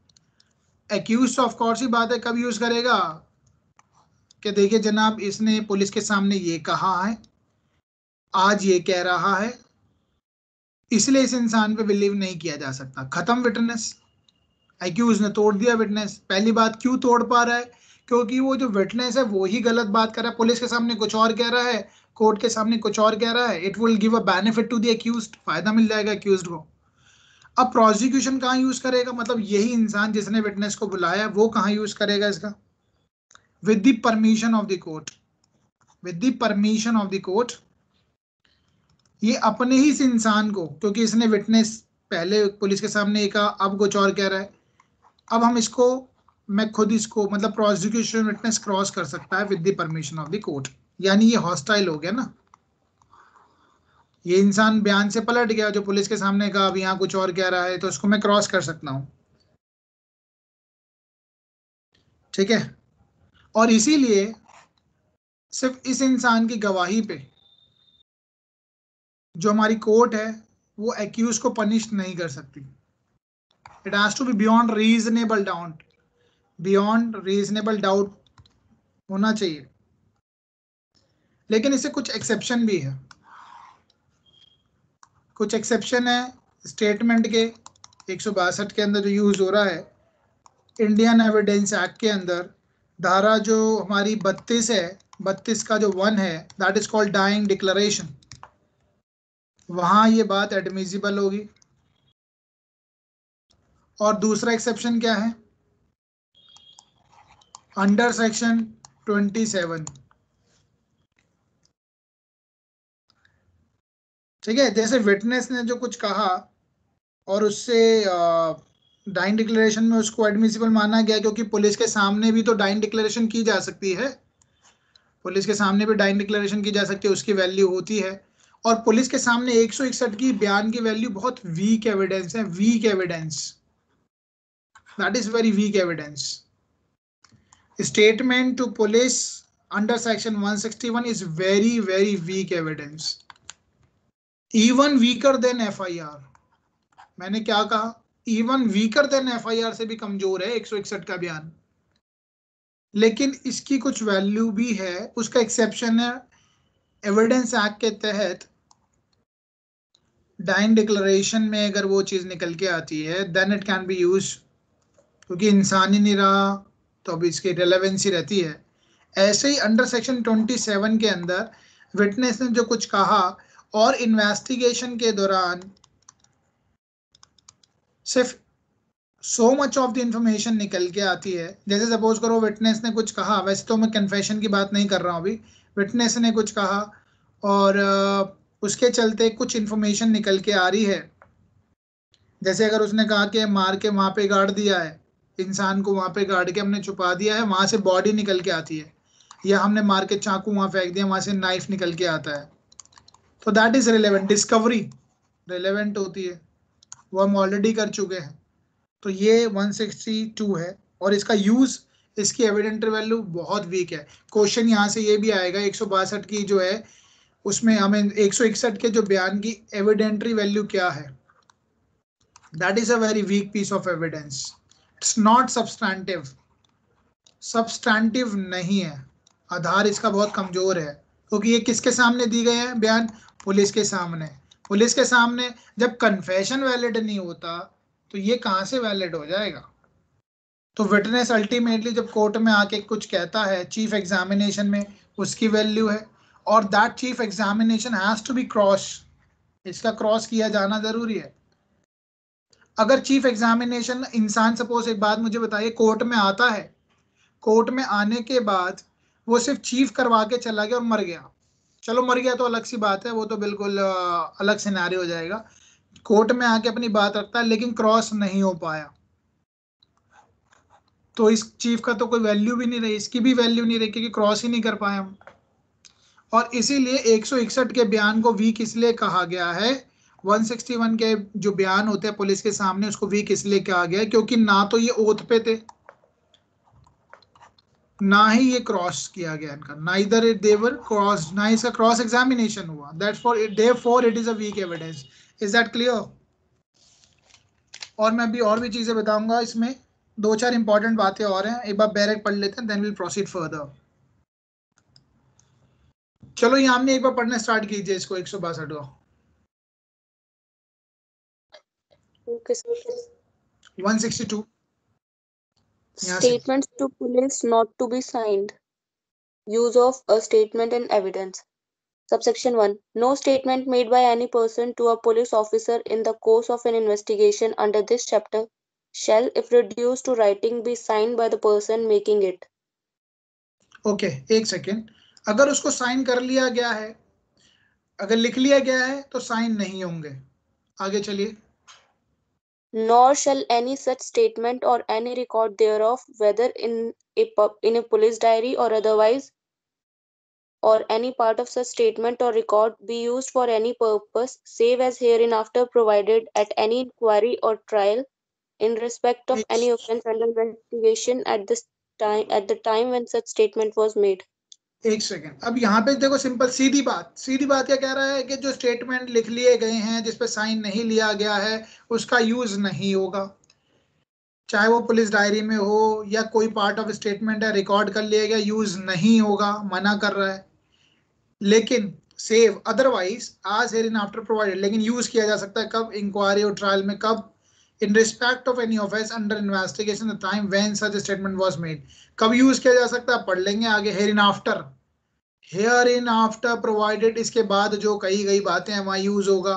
कब यूज होगा, कॉन्ट्राडिक्शन में यूज होगा. अब पढ़ लेते हैं, ये लिखा सीधा सीधा 145 दिखाई भी दे रहा होगा आपको. पढ़िए Yamini. Provided that when any witness is called for the prosecution in such inquiry or trial whose statement has been reduced into writing as aforesaid, any part of his statement, if duly proved, may be used by the accused and with the permission of the court by the prosecution to contradict such witness in the manner provided by Section 145 of Indian Evidence Act.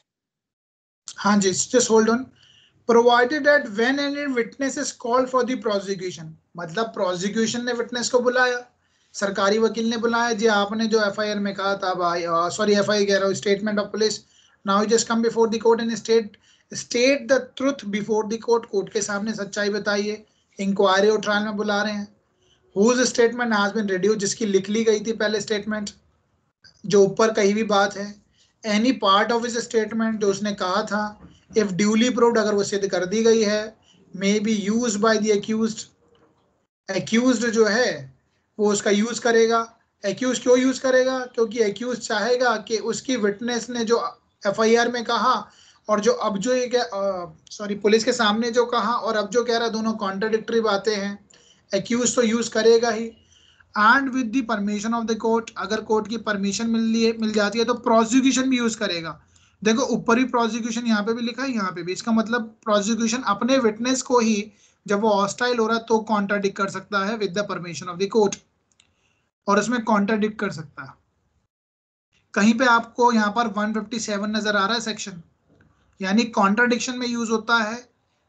157 कॉरोबरेशन में use नहीं होता है. आगे पढ़ लीजिए हमने एक बार. And when any part of such statement is so used, any part thereof may also be used in the re-examination of such witness, but for the purpose only of explaining any matter referred to in cross-examination. ये बात बिल्कुल रट्टा मार लेना, वैसे हम already कर चुके हैं. री एग्जामिनेशन सिर्फ किसी बात को जो क्रॉस में पूछेगा उसको एक्सप्लेन करने के लिए होता है. यहाँ पे भी वही कह रहा है, as matter referred in cross examination. Cross examination में कुछ चीजें होंगी जिसका समझ नहीं आई होगी बातें, उसको एक्सप्लेन करने के लिए री एग्जामिनेशन करता है. वो भी with the permission of the court होता है जनरली. आगे चलिए. Nothing in this section shall be deemed to apply to any statement falling within the provisions of Clause 1 of Section 32 of Indian Evidence Act or to affect the provisions of Section 27 of that Act. अब ये बात समझाने की तो बिल्कुल जरूरत नहीं है, यहीं पे ये लिखा है.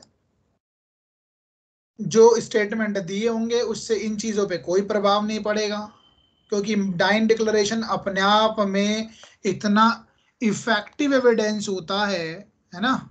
इफेक्टिव एविडेंस होता है डाइन डिक्लेरेशन. तो जब मरता हुआ आदमी मर गया, कुछ कह के मरा, पुलिस के सामने कह के मर गया, तो भी एडमिसिबल है. डाइन डिक्लेरेशन तो किसी के सामने भी हो सकती है, पुलिस के सामने हो सकती है, मजिस्ट्रेट के सामने हो सकती है, कोर्ट के सामने हो सकती है. बट कन्फेशन हमेशा कोर्ट के सामने होगा. ठीक है, कन्फेशन कोर्ट के सामने होना चाहिए, तभी उसकी एडमिसिबिलिटी है. मैंने एडमिसिबल भी लिखा है. और ऐसे ही धारा जो 27 है एविडेंस एक्ट की, जो चीज बात निकल के आएगी, माना कन्फेशन वैलिड नहीं है, पुलिस के सामने दिया हुआ बयान उसकी कोई वैल्यू नहीं है, कन्फेशन की भी कोई वैल्यू नहीं है, बट कन्फेशन करते हुए जो फैक्ट्स निकल के आए हैं उससे डिस्कवरी जो हुई है वो रिलेवेंट है, एडमिसिबल भी है. Okay, is that clear? I hope समझ में आया होगा. नहीं समझ में आया, एक बार बैरेक्ट को ध्यान से एक एक वर्ड पे एम्फिसाइज करके पढ़ना. पूरा का पूरा यहाँ पर आपका विटनेस क्या कर सकता है उसका सब कुछ लिखा हुआ है. विटनेस के बयान की वैल्यू क्या रहेगी. सर यहाँ पर जो स्टेटमेंट्स दी हैं, जब वो ये स्टेटमेंट जब कोर्ट में यूज करी जाती हैं, तो क्या इसका पहले चीफ होता है या फिर सीधा सिर्फ उसको अपोजिट पार्टी यूज करती है, मतलब वही क्रॉस करती है? इसका FIR ये जो पुलिस के सामने बयान दी, इसका चीफ नहीं होगा. वो तो पुलिस के सामने दिया था, वो अपनी बात जो उसने देखा वो पुलिस कोर्ट में आके कहता है. जो कहता है उसको चीफ बोलते हैं. अच्छा, उसने कुछ तो भी फिर कहा हो यहाँ पुलिस के पे सामने। यहाँ पर जो ये विटनेस जो भी इसने लिखवाया है पुलिस के सामने, अब यही सारी बात वो जाकर के कोर्ट में भी बताएगा, मतलब चीफ एग्जामिनेशन होगा उसका प्रोसिक्यूशन की तरह? चीफ ही तो होता है सबसे पहले अर्चना। तो एक है पुलिस। जाएगा ना कोर्ट में? हाँ बिल्कुल जाएगा। सबसे पहले तो पुलिस, एक बार बताओ, पुलिस के मजिस्ट्रेट है, पुलिस कोर्ट तो नहीं है ना। तो पुलिस के सामने दिए हुए बयान अलग है, वो अलग बन गए, साइड में पड़े हुए हैं वो। अब जिस दिन इसका ट्रायल स्टार्ट होगा, सबसे पहले प्रोसिक्यूशन के, देखो क्राइम में प्रोसिक्यूशन के विटनेस आएगा, सरकारी नहीं, वकील का विटनेस। वो कहेगा मतलब भाई बताइए कोर्ट में क्या हुआ। जैसे आपने उसको बोला ना यहाँ पे कोऑपरेशन के लिए यूज नहीं होगा ये, तब मेरे दिमाग में आया कि मतलब फिर ये कोर्ट में आएगा भी कि नहीं, कि सिर्फ इसकी देखो स्टेटमेंट। अर्चना, मेरे माइंड में भी ना बहुत, मैं चाहे टीचर बन जाऊं चाहे कुछ भी बन जाऊं, मेरे माइंड में लॉ ऐसी चीज है, इतनी जटिल चीज है, मैथ्स थोड़ी ना है। मैथ्स तो फॉर्मूला डालो पता लग जाए A+B² what ever it is. But यहाँ तो हमारी एम्बिग्यूटी पूरी जिंदगी भर ही रहेगी। हम डाउट में ही रहते हैं, लॉ में कई बार ऐसी चीज होती है, एम्बिग्यूटीज रहती है। पुलिस के सामने स्टेटमेंट जो देते हैं वो अलग है। अब जब हमारा मामला ट्रायल पे आ गया है, कोर्ट में आ गया है, कोर्ट के सामने आ गया, तो विटनेस आएगा पहला। जो विटनेस पहला आएगा, वो जो पार्टी बुलाती है विटनेस, उसको हम बोलते हैं, अब ये आके कोर्ट में सामने देगा तो उसको बोलते हैं एग्जामिनेशन चीफ। तो कोर्ट में अलग से शुरुआत से बताएगा भाई मैंने क्या देखा। ठीक है। ओके सर और उसके बताने के बाद सामने वाली पार्टी क्रॉस करेगी। और क्रॉस सर करने के बाद, हाँ बोलिए, एक सेकेंड, हाँ क्या नाम है, श्रवण। सर मैं एक चीज पूछ रहा था, जैसे हम प्रोसिक्यूशन ने अपना विटनेस बुलाया सर, हाँ जी। और उसके बाद सर वो अपने बयान से मतलब एग्जामिनेशन इन चीफ में तो पलट जाएगा सर वो, अगर उसको हॉस्टाइल होना होगा तो। हाँ पलट जाएगा। तो सर फिर उसका प्रोसिक्यूशन दोबारा से क्रॉस कैसे करेगा सर? प्रोसिक्यूशन क्या करेगा, परमिशन लेगा कोर्ट से कि जनाब ये तो मेरे बिल्कुल अगेंस्ट में बोल रहा है, मैंने तो इसको बुलाया, मेरे फेवर में बोलना चाहिए था, is completely against my expectations. जो भी मैंने इससे ये विटनेस था हमारे फेवर का था। देखो विटनेस कौन बुलाएगा, क्या मैं उस इंसान को कोर्ट में बुलाऊंगा जो मेरे अगेंस्ट जाने वाला है? मैं तो बुलाऊंगा नहीं। That is you have to choose your witness. आपको ही तो चूज करना है। आई बात बताओ, जेसिका मर्डर लाल केस में 300 विटनेस थे, तो 300 के 300 थोड़ी ना कोर्ट ने प्रॉब किए। और एक बात बताओ, सिविल मामला जो होता है या क्रिमिनल मामला जो होता है, सब सपोज करो आपने, सिविल मामले की मैं बता देता हूँ जो, क्योंकि हमारी क्रॉस की बात चल रही है, क्राइम के भी थोड़ी देर के लिए साइड में रखते हैं। मेरी प्रॉपर्टी किसी ने हड़प ली, तो जिनके सामने मैंने पेमेंट दी होगी मैं उन लोगों को ही तो बुलाऊंगा कोर्ट में। अब पता चला वो बाद में मुकर जाए, तो मैं कोर्ट में क्या कहूंगा, your lordship they are not favouring me. ऐसा नहीं मैं कह रहा कि मेरा फेवर नहीं दे रहे, मैं ये कह दिखाना चाह रहा हूँ कि अपनी कई भी बात से जो ये कहना चाहते थे उनसे पलट गए, तो मेरे को हॉस्टाइल डिक्लेयर करवाना पड़ेगा। फिर कोर्ट परमिशन करेगी, जी क्रॉस कर लीजिए आप इसका चाहे तो। आप तो पूछ सर फिर लीजिए उसमें सवाल जो अपने पास। एक्यूज है, हाँ जी। फिर उसमें जो एक्यूज्ड का जो सर प्लीडर होगा, वो केवल री एग्जामिनेशन कर पाएगा बस? अरे नहीं नहीं नहीं नहीं, अगर मैंने हॉस्टाइल विटनेस का क्रॉस किया है, तो उससे जो चीज निकल के आई होगी वो दूसरे वाले का भी तो अधिकार है। तो सर वो डबल क्रॉस हो गया, फिर तो वो भी क्रॉस करेगा। देखो बेसिकली क्या है, अब वो फेवर की किसकी बात कर रहा है, जो हॉस्टाइल हो गया वो तो एक्यूज के फेवर की ही बात कर रहा होगा, कहीं ना कहीं एक्यूज को इनडायरेक्टली फेवर जा रहा होगा। जी सर। तो उसकी तो जरूरत ही नहीं पड़ेगी, वो तो खुश हो जाएगा, वो उसका क्रॉस क्यों करेगा। तो फिर वो उससे सवाल ही नहीं पूछेगा सर? पूछने को तो पूछ सकता with the permission of the court. Basically एक बात हमने करी थी, शायद आप एविडेंस क्लास में थे ही नहीं थे। एक बात बताओ, कोर्ट कुछ भी पूछ सकता है ना किसी से भी, कोर्ट भी तो पूछ सकता है क्वेश्चन। हाँ जी सर, हाँ जी। कोर्ट ने कुछ भी क्वेश्चन पूछा, 165 के अंदर एविडेंस एक्ट का जो धारा 165 है, कोर्ट उससे कुछ जी भी पूछता है। जी। विटनेस से पूछ रहा है, चाहे वो उसे, मुझे नहीं पता कि वो फेवर की है या अगेंस्ट है, लेकिन कोर्ट ने किसी भी विटनेस से एक्यूज से कुछ भी पूछा, जिसके अगेंस्ट जारी होगी वो तो क्रॉस कर सकता है। ठीक जी है। सर। हाँ तो कोर्ट ये परमिशन देती है सामने वाले को कि भाई, वो कोर्ट क्वेश्चन तो कोर्ट ने पूछा, आंसर विटनेस ने दिया, जिसके अगेंस्ट जा रही होगी वो कहेगा योर लॉर्डशिप मैं भी एक क्वेश्चन पूछ लूं, इन्होंने ये आंसर दिया है, तो वो पूछ सकता है। सर बेसिकली अगर विटनेस हमारा हॉस्टाइल टर्न हो जाता है तो फिर जो एक्यूज्ड का प्लीडर है या मतलब जो ऑपोजिट पार्टी का प्लीडर है उसका रोल कम हो जाएगा ना सर? आसान हो जाएगा काम उसका, और वो लिमिटेड क्वेश्चन पूछ लेगा। अच्छा है, वो तो खुश होगा।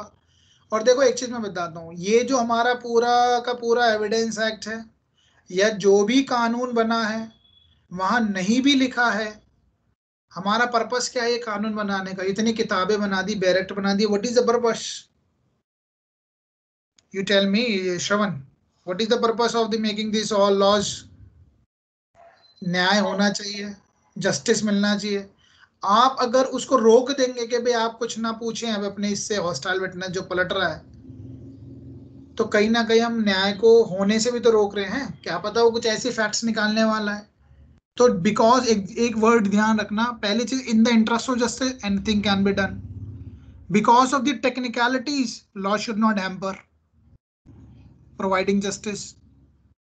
कुछ बात समझ में आई? जी सर। देखो लॉ में जो लिखा है वो तो लिखा ही है। आज मैं कोर्ट गया था इसलिए मैंने डिले हो गई मेरी ये क्लास ना, मैं कोर्ट में था। तो अभी एक केस में हुआ क्या, एक एनबीडब्ल्यू हो गए, नॉन अवेलेबल वारंट थे, वो एब्सकॉन्ड कर गया, एनबीडब्ल्यू हो गए, भाग गया। पुलिस ने ऑफ कोर्स अब वो कह रही, अब एप्लीकेशन लगी थी विड्रॉल की कि हम बेसिकली कोर्ट ने कहा कि भाई विड्रॉ कर लिया जाए नहीं तो एनबीडब्ल्यू हो जाएंगे। तो बड़ा कॉम्प्लिकेटेड सा मामला था। अब उसको हमने कहा भाई या तो हम सरेंडर, कोर्ट कह रहा है भाई सरेंडर करवाइए, सरेंडर करेगा तो जेल में जाएगा और जेल में जाने नहीं देना। तो बहुत सारी चीजें जो किताबों में लिखी नहीं है, प्रोसीजर एस्पेक्ट है, वैसे पता चलता है। समझ में आ रही है बात? जी सर। कहीं विड्रॉल का लिखा है, विड्रॉल ऑफ एप्लीकेशन, विड्रॉल 327 में वर्ड यूज किया हुआ, यहाँ पे तो बस एक सॉरी 323 है, कौन सा है ये? नहीं 323 तो नहीं होगा, विड्रॉल सीआरपीसी में 321, वो तो पूरा केस खत्म करने की बात कर रहा है। लेकिन एक विड्रॉल है जहां पर हम कोई एप्लीकेशन लगाते हैं तो वहां कोर्ट ये कह देती है भाई विड्रॉल कर लो नहीं तो उल्टा चला जाएगा केस, तो विड्रॉल कर लेते हैं। ये बातें किताबों में थोड़ी ना लिखी है। प्रोटेस्ट पेटिशन किताब में थोड़ी ना लिखी है। क्या होती है प्रोटेस्ट, ये शायद आपको पता होगी। बट देखो प्रॉब्लम क्या है, अगर आप, थोड़ा सा मैं डिस्क्लेमर दूंगा यहाँ पे, अगर आप रेगुलर क्लास ले रहे तो आपके पास ऊट पटांग क्वेश्चन निकल के ही आएंगे, because you are not continuation. ये सबके लिए मैं बोल रहा हूँ। अगर आप रेगुलर हैं, आई डोंट फाइंड, मैं स्लो जरूर चलूंगा, कछुए की चाल होगी हमारी, बट डाउट सारे क्लियर होंगे, ठीक है? बट रेगुलर रहना जरूरी है। और ये सारी चीजें मैंने, जैसे आज आपने क्वेश्चन पूछा था श्रवण के, वो विटनेस है, I am sure Harshna would be aware about, ये क्या नाम है, यामिनी को पता होगा, सीमा को पता होगा, क्योंकि ये तीनों बच्चे रेगुलर है, ठीक है? तो आई वुड, मैं, it would be my humble request to all the person whosoever attending, be regular, it would be helpful for you. चलो आगे चलते हैं। Explanation on the omission to state of facts circumstance the statement referred to in subsection 1 may amount to contradiction if the same appear to the significant otherwise irrelevant having regard to the context with the omission occurs, and whether any omission amount to contradiction in the particular context shall be a question of fact. कोई भी तो बात है कि देखो question of fact क्या है, fact and circumstances पर डिपेंड करेगा कि कौन सी चीज फैक्ट है, कुछ चीज ओमिशन है। एक्सप्लेनेशन इतनी इंपॉर्टेंट नहीं है कि क्या कॉन्ट्राडिक्शन है क्या नहीं है। 163, जब कभी भी स्टेटमेंट पुलिस को दिया जाएगा, जब कोई स्टेटमेंट पुलिस को दिया जाएगा तो विटनेस से किसी भी तरीके का इंड्यूसमेंट, लालच, प्रलोभन नहीं दिया जाएगा, ठीक है? कि भैया जो तू कहे सच सच बता दे, सच सच बता दे नहीं तो तेरे को जेल में डाल दूंगा, इस तरीके की चीजें नहीं होगी। Police can not compel the witness, protection is given, witness protection हमारे पास है। Nobody can be compelled to be a witness against himself.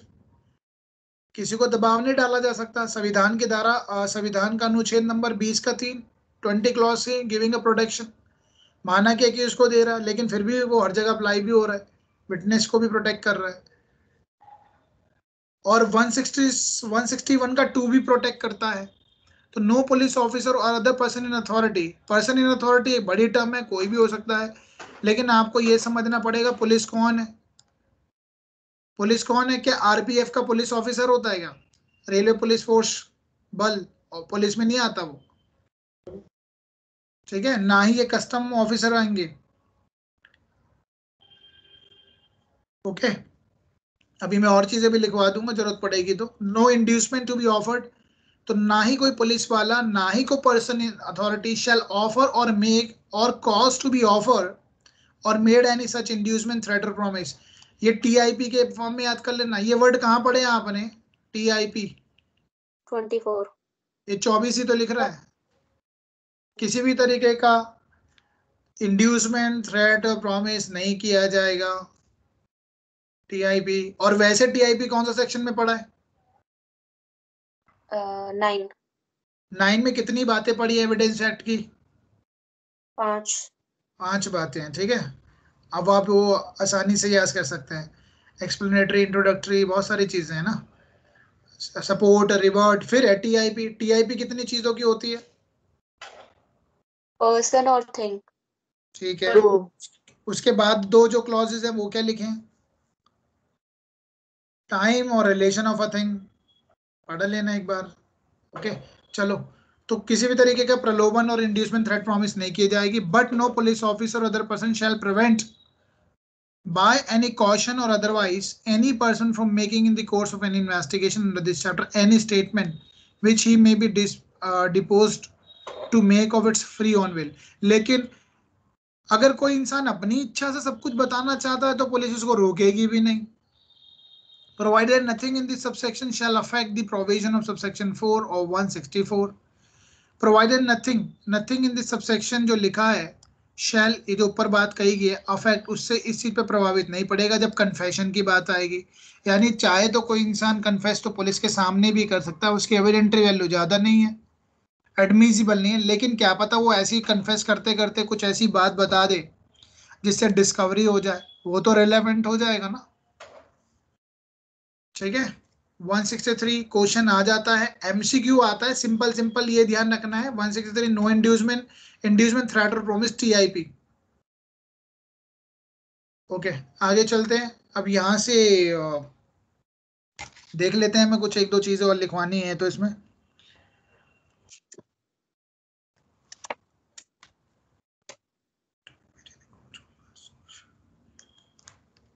एक चीज और लिख लेना, चाहे नोट्स के फॉर्म में लिख लेना। जो एफआईआर है वो एज कंपेयर टू 161 के बयान से ज्यादा इफेक्टिव होती है। रीजन क्या है?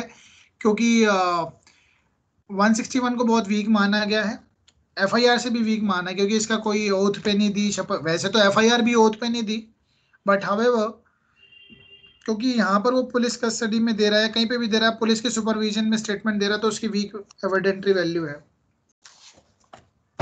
अब हम थोड़ा सा क्विकली करेंगे क्योंकि आई गेस काफी सर एक हमने। क्वेश्चन हाँ बताइए, पूछिए। सर, इसका जो प्रोवाइजो में जो लिखा है ना, यहाँ पे if provided when any witness is called for the prosecution, फिर बाद में लिख दिया may be used by the accuse. तो वो तो समझ में आ गया कि एक्यूज जो है उसको यूज कर सकता है उस स्टेटमेंट्स को। फिर लिखा है and with the permission of the court by the prosecution to कौन सा कॉन्ट्राडिक्ट। प्रोवाइजो? एक सेकंड, कौन सा प्रोवाइजो? सर यही 162 का ही। 62 का फर्स्ट प्रोवाइजर। हाँ बोलिए। हाँ, ये तो सर एक तो मतलब इसको प्रोसिक्यूशन इसको प्रूव कर रहा है, फिर बोला कि इस स्टेटमेंट्स को एक्यूज मतलब यूज कर सकता है, और दूसरा लिखा है and with the permission of the court by the prosecution. तो ये जो प्रोसिक्यूशन जो प्रूव कर रहा है ये 154 में इसको हॉस्टाइल डिक्लेयर करने के लिए यूज कर रहा है उसको। कुछ चीजें सीधी लिखी होती है, कुछ चीजें समझ में नहीं आती है बैरेक में, हमें अपनी इंटरप्रिटेशन लगानी होती है, और जो किताबों में लिखे वो इंटरप्रिटेशन है। इसमें हुआ क्या है, एक बार बताओ, ये जो प्रोसिक्यूशन है, ये प्रोसिक्यूशन ने अपनी विटनेस बुलाई, ठीक है, ये विटनेस वो अपने बयान से पलट जाता है तो हॉस्टाइल बन जाता है, तब वो उसको कॉन्ट्राडिक्ट करेगा ना। हाँ, ठीक है, तो कुछ चीजें सीधी लिखी होती है, कुछ चीजें इसमें हॉस्टाइल विटनेस नहीं लिखा है, तो इसका मतलब कंक्लूजन क्या निकल के आ रही है? हॉस्टाइल विटनेस की तो बात कर रहा है। और एक बात इसको मुझे कैसे बताइए, डिसाइड करेगा, इसको कैसे डिक्लेयर करेगा? वो मैनर 145 में दिया हुआ है कि but without showing and without duly prove करके जो वहां पे अरे लिखा हुआ है। वो तो कॉन्ट्राडिक्शन का प्रोसेसर है। हाँ वही तो कह रही था, वो मैनर दिया हुआ है उसको कैसा एक चीज मुझे बताइए, एक बात बताइए, आपने हॉस्टाइल विटनेस पढ़ा है? हाँ हॉस्टाइल विटनेस में 154 में हॉस्टाइल वर्ड दिखाइए मुझे। नहीं, वहां लिखा नहीं है। तो कुछ चीजें नहीं लिखी यहाँ पे, हमें समझना पड़ेगा कि जब हमने प्रोसिक्यूशन है वो अपने विटनेस को बुलाता है, वो उसके फेवर की बात नहीं कर रहा है, तो वो ऑटोमेटिकली हॉस्टाइल हो चुका है। जब हॉस्टाइल हो चुका है तो उसका ये अधिकार है वो उसको कॉन्ट्रडिक्ट कर दे, लेकिन with the permission of the court करेगा। और अच्छा उसको किससे कॉन्ट्रडिक्शन करेगा वो, कि देखिए इसने पुलिस के सामने तब निकालेगा उस डॉक्यूमेंट को। 161 का कोई भी इस्तेमाल नहीं होता है। जब पुलिस चार्जशीट लगाती है तब भी 161 के बयान को अपने पास रखती है, जो पेपर होते हैं चार्जशीट में भी ना लगाते वो, then it can be used. तभी वो उसका यूज होगा कि हाँ 161 के बयान को निकाल लीजिए कि उसने मतलब क्या। कि जब चीफ करने के लिए आता है तो वो उस पेपर्स को यूज नहीं करते हैं, बस उसको सिर्फ पूछते हैं कि बताओ कोर्ट में क्या है। लेकिन जब उनको लगता है कि ये मेरे अगेंस्ट जा रहा है, तब वो उस कागज को निकाल करके उसको 145 में तब उसको दिखाते हैं कि तुमने दिखाएंगे यहाँ बिल्कुल, से। तब फिर वो 145 का जो प्रोसेसर है, कॉन्ट्रडिक्शन कैसे होता है, कैसे अच्छा होता है कॉन्ट्रडिक्शन, वही प्रोसेसर 145 वाला फॉलो कर लेना। अगर आप किसी चीज की तरफ लेके जाना चाहते तो उसका अटेंशन तो ड्रॉ करना पड़ेगा ना, कि भाई 161 में तो तुमने ये कहा है, लेकिन वो तब भी ओके तब वो प्रूव्ड हो जाए पहले। तो ठीक है। 145 का प्रोसेसर तो वही रहेगा। मैं आपको ये भी बता देता हूँ, इस यूज में आप थोड़ा सा लिख भी लीजिए, 162 थोड़ा सा इंपॉर्टेंट है, 3-4 पॉइंट और लिखिए इसमें। यूज ऑफ, देखो जो चीजें रह जाएंगी, बैरेट सारी चीज थोड़ी ना बता पाता, कुछ चीजें तो हमें भी इंटरप्रिटेशन निकालनी पड़ेगी। Use of statement permitted by section, जो permitted by section under section 162 के अंदर कहाँ का परमिट किया गया। 162 में इतनी सी बात पे हमें कुछ नहीं करना, साइन वाली बात आपको समझ में आ गई होगी, साइन नहीं होगा, ठीक है, ये तो सबको पता लग गया होगा। बट इसका स्टेटमेंट 162 का जो 161 में जो स्टेटमेंट है उसका यूज कहाँ होगा, अभी हमने पढ़ा ना। पहली बात, हम किस पे फोकस है, कॉन्ट्राडिक्शन पे फोकस है। अब इसको एक बार देख भी लेते हैं, इसके 3 पर्पस फुलफिल होते हैं इस स्टेटमेंट के यूज। पहला पर्पस किस लिए यूज हो सकता है, देखो पहली चीज, हमें जो पुलिस को हमने इन्वेस्टिगेशन के दौरान, इसको भी हटा देता हूँ, पुलिस ऑफिसर को जो हमने इन्वेस्टिगेशन के दौरान जो स्टेटमेंट दी है विटनेस ने, उन स्टेटमेंट का उसकी कोई पहली बात सब्सट्रैंटिव एविडेंस नहीं होता है, वो कोई आधार नहीं है। एक बात बताओ, पुलिस के सामने कई भी बात पे क्या हम किसी को जेल में डाल देंगे? It's impossible. बट, और इसलिए इसका यूज नहीं है, इसलिए इसका सब्सटैंटिव एविडेंस नहीं है, बट इनका यूज होता है, कब होता है, can only B use for raising suspicion against the credibility of witness. Credibility के विटनेस जो है, क्रेडिबिलिटी ऑफ विटनेस को जांचने के लिए, परखने के लिए हम इस स्टेटमेंट का 161 के अंदर जो बयान दर्ज है इसको यूज करेंगे। और वो कब कब करेंगे, 3 पर्पस में। 161 का जो एक्सटेंशन है, एक्सटेंशन मतलब ये रिलेटेड है, अलग नहीं पढ़ सकते हम इसको, वो 162 है। ये जो बयान है इनको कैसे यूज करेंगे, वो 162 में लिखा है, कब यूज होगा, पहला पॉइंट। अब ये बहुत इंपॉर्टेंट है, लिख लीजिए। Used, it may be use by the defence. Defence कौन है, डिफेंस का मतलब कौन, क्या हो गया, एक्यूज्ड हो गया ना। हाँ जी, मेरे को इसकी इतनी सी बात का हाँ या ना तो दीजिए। ये जो मैंने लिखा है, इट में B use by defence, defence कौन होता है, एक तरफ तो प्रोसिक्यूशन होता है, एक तरफ होता है डिफेंस। डिफेंस का मतलब एक्यूज, ये अपना बचाव पक्ष करेगा कि नहीं मैंने क्राइम नहीं किया। प्रोसिक्यूशन कहेगा जनाब इसने ही क्राइम किया, नहीं मैंने क्राइम नहीं किया, इट इज कॉल्ड डिफेंस, इसलिए इसको बोलते हैं डिफेंस। देखो लॉजिक लगाओगे ना हमेशा जीत जाओगे, बैरेट तो बहुत आसान लगेगा फिर। तो डिफेंस यूज करेगा किसका, 161 के बयान का एक्यूज यूज करेगा, फॉर किस लिए यूज करेगा, कॉन्ट्राडिक्शन के लिए, कॉन्ट्राडिक्टिंग द प्रोसिक्यूशन विटनेस। यानी डिफेंस यूज कर सकता है कि जनाब इसने एफआईआर में कुछ और कहा, आपके सामने कुछ और कह रहा है, he is not credible witness. Credibility of witness का सेक्शन बता दीजिए जरा, कहाँ है एविडेंस एक्ट में?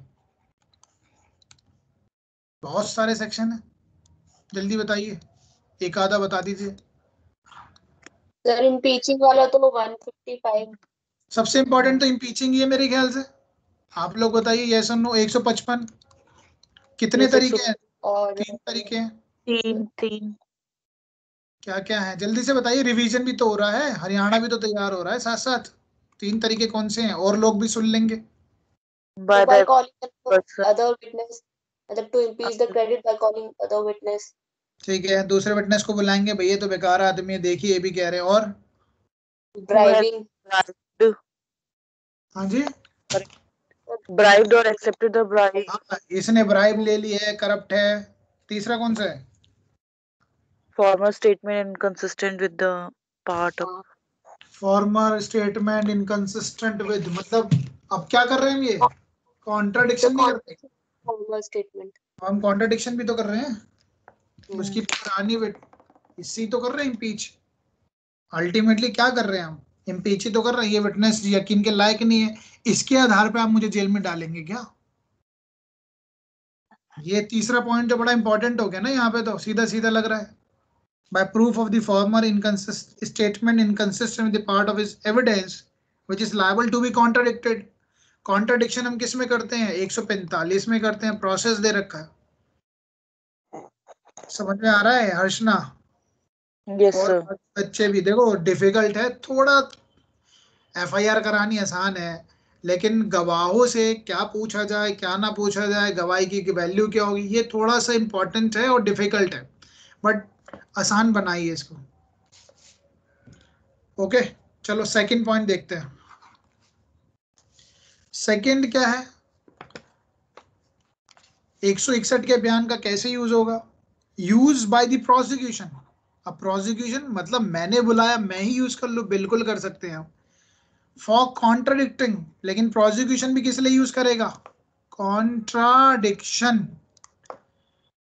Contradicting the prosecution witness. PW लिख रहा हूं मैं, ठीक है? Prosecution witness with the permission of the court. एक बात बताइए, ये प्रोसिक्यूशन है, ये प्रोसिक्यूशन ही विटनेस को कब कॉन्ट्राडिक्ट करता है, कौन से सिचुएशन है, पहले तो ये समझिए मैंने क्या लिख दिया, और वो भी with the permission of the court. हाँ जी, कौन सी कंडीशन है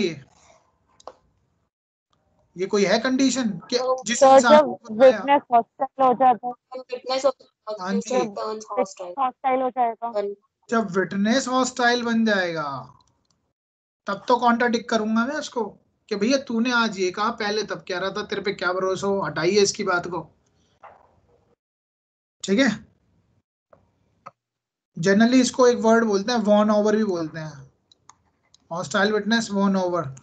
और मेरे ख्याल से एक बार अगर आप देखेंगे, अगर आप देखें 154 में हॉस्टाइल विटनेस तो वर्ड ही नहीं यूज किया है। द कोर्ट में in its discussion permit the person who calls a witness to put any question to him which might to put by the cross examination में पूछे जाने थे। ठीक है, ओके, आगे चलते हैं। थर्ड एरिया क्या होगा? The witness whose previous statement is so used. अगर कोई विटनेस है हुज प्रीवियस स्टेटमेंट, जिसके previous statement is so used, जिसको यूज किया गया था, may be re-examined, may B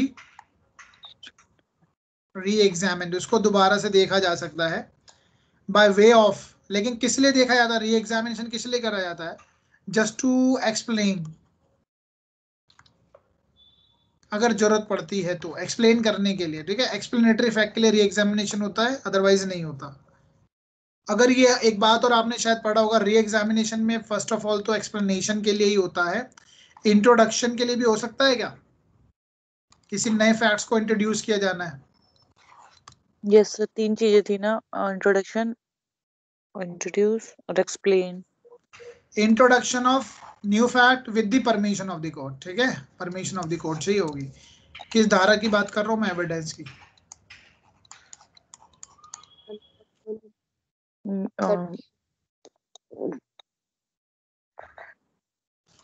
चलो देख लेना, पूरा एविडेंस रिवीजन हो जाएगा। ऐसे करेंगे तो आगे नहीं बढ़ पाएंगे। सीआरपीसी चल रहा है, कम ऑन, लेकिन अच्छी बात है हमने एविडेंस पढ़ लिया अच्छे से।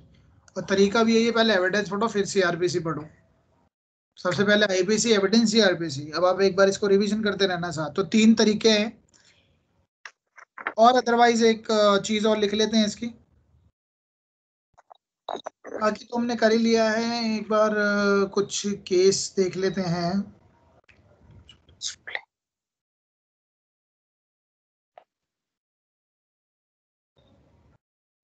ठीक है, एक केस लिख लीजिए, बड़ा सही केस है, नाम फेमस है। I am sure. कौन सा केस लिखवाओगे हमने इस पे, अगर आपने पढ़ा है तो? नंदिनी सत्तापति वाला। वो नंदिनी सप्तपति पीएल दानी का भी केस है, लेकिन सबसे इंपॉर्टेंट है तहसीलदार, तहसीलदार सिंह 1959 का केस है। ये इंपॉर्टेंट है।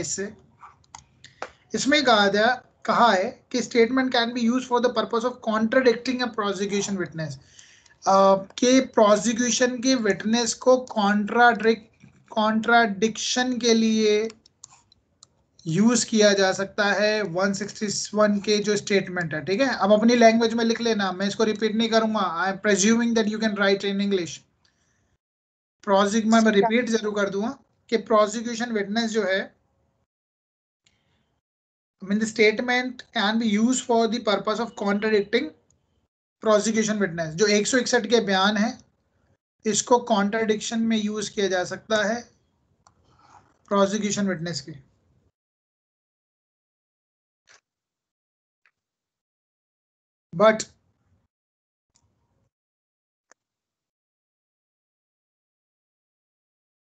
बट क्या हम एक 161 में जो पुलिस के सामने स्टेटमेंट दिए हैं, अब एक बात मुझे बताना, क्या पुलिस के सामने जो स्टेटमेंट दिए, can it be use for cross examination में यूज हो सकता है? यस सर, होगा। जैसे बाय द सर एक्यूज। नहीं होगा, क्योंकि सर अगर हम इसी को स्ट्रिक्टली पढ़े सेक्शन 162 को, सर इसमें ऐसा कहीं लिखा नहीं है, स्पेसिफिकली कॉन्ट्रडिक्शन के लिए लिखा हुआ है। अच्छा एक बात बताओ, सपोज करो इसने जो विटनेस ने कुछ बात कही विच इज फेवरिंग एक्यूज्ड यहाँ पर इसके 161 के अंदर जो बयान, इसको यूज कर देगा कोरबोरेशन में? सर ये तो मेरा भी क्वेश्चन है कि इसमें कॉन्ट्रडिक्शन तो हम पढ़ रहे हैं, क्या कोरोबोरेशन के लिए भी यूज कर सकते हैं कि नहीं? देखो 161 में तो विटनेस ने जो बयान दिए वो फेवर कर रहा है। सपोज करो फेवर कर रहा है, तो फेवर कर रहा है, एक्यूज तो यूज कर लेगा ना फिर।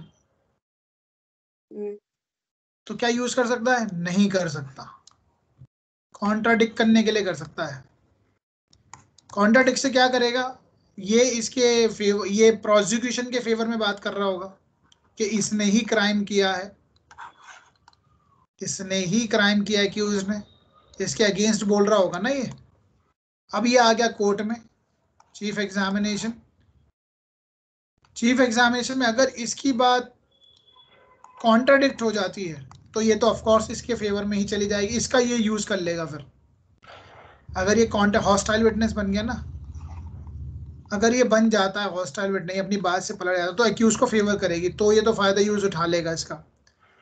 तब तो ये इसको कहेगा कि देखिए जनाब इसका ये है, ये तो मेरे फेवर की बात कर रहा है। और ये जो एक्यूज्ड 161 के बयान को कॉन्ट्राडिक्शन के लिए यूज कर सकता है। कैसे?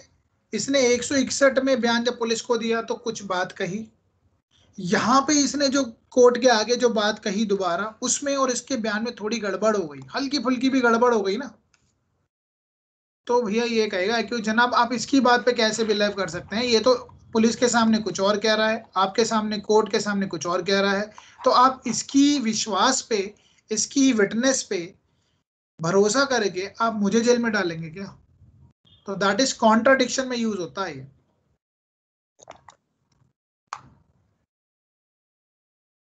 समझ में आ गई? अब इसको अपनी भाषा में ब्यूटीफुली लिख देना। तहसीलदार में यही कहा था कि statement can be use for the purpose of contradicting prosecution witness. Okay, आगे चलते हैं। अब हजारों क्वेश्चन अराइज हो सकते हैं, एक बार सोचना, समझना, then only ask. And I am sure अब थोड़ा सोचेंगे तो समझ में आ जाएगी चीजें। ओके, 163 हमने कर लिया था कि no inducement would be offered.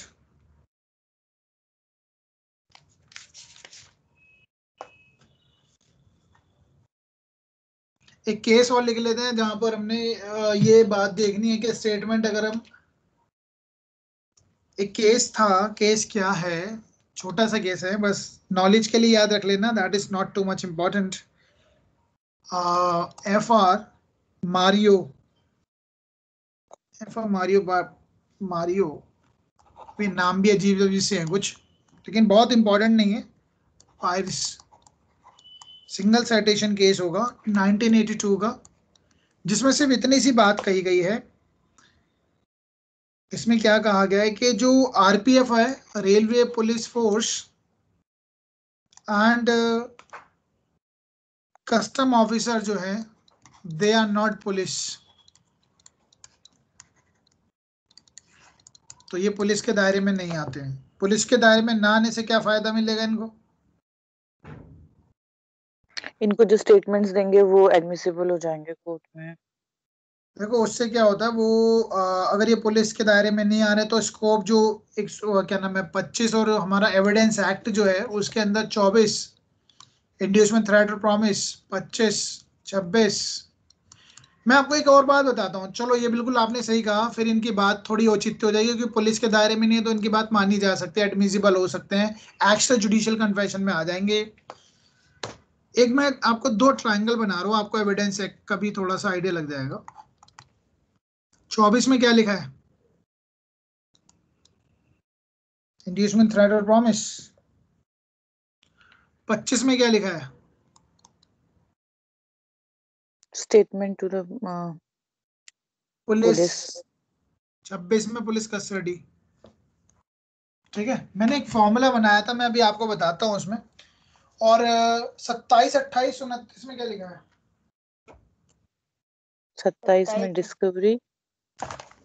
हाँ जी, रिमूवल ऑफ इंड्यूसमेंट, और 29 थिंक सीक्रेसी से शायद रिलेटेड कुछ। ठीक है, देखो मैं आपको चीज बताता हूँ, आपको याद हो जाएगा, कभी भूलोगे नहीं शायद। जो 24 है इनका रिलेशन किस सेक्शन से है? एविडेंस के 28 और 29। इसको भूल जाओ थोड़ी देर के लिए। और एक ट्रायंगल और बना लेना यहाँ पर, 25 26 और 27। ये क्या मैंने बनाया है? यहाँ क्या लिखा है? इंड्यूसमेंट थ्रेट और प्रॉमिस। और यहाँ क्या लिखा है? रिमूवल ऑफ इंड्यूसमेंट थ्रेट और प्रॉमिस। यही लिखा है क्या? Yes sir. और 29 में क्या लिखा है? सर वो secrecy confession not otherwise relevant वाला। सीक्रेसी कन्फेशन अगर आप किसी तरीके से ले लिया तो भी रिलेवेंट हो जाएगा, है ना? तो देखो ये तीनों रिलेट कर रहे हैं एक दूसरे से। इसका एक्सेप्शन ये है ना,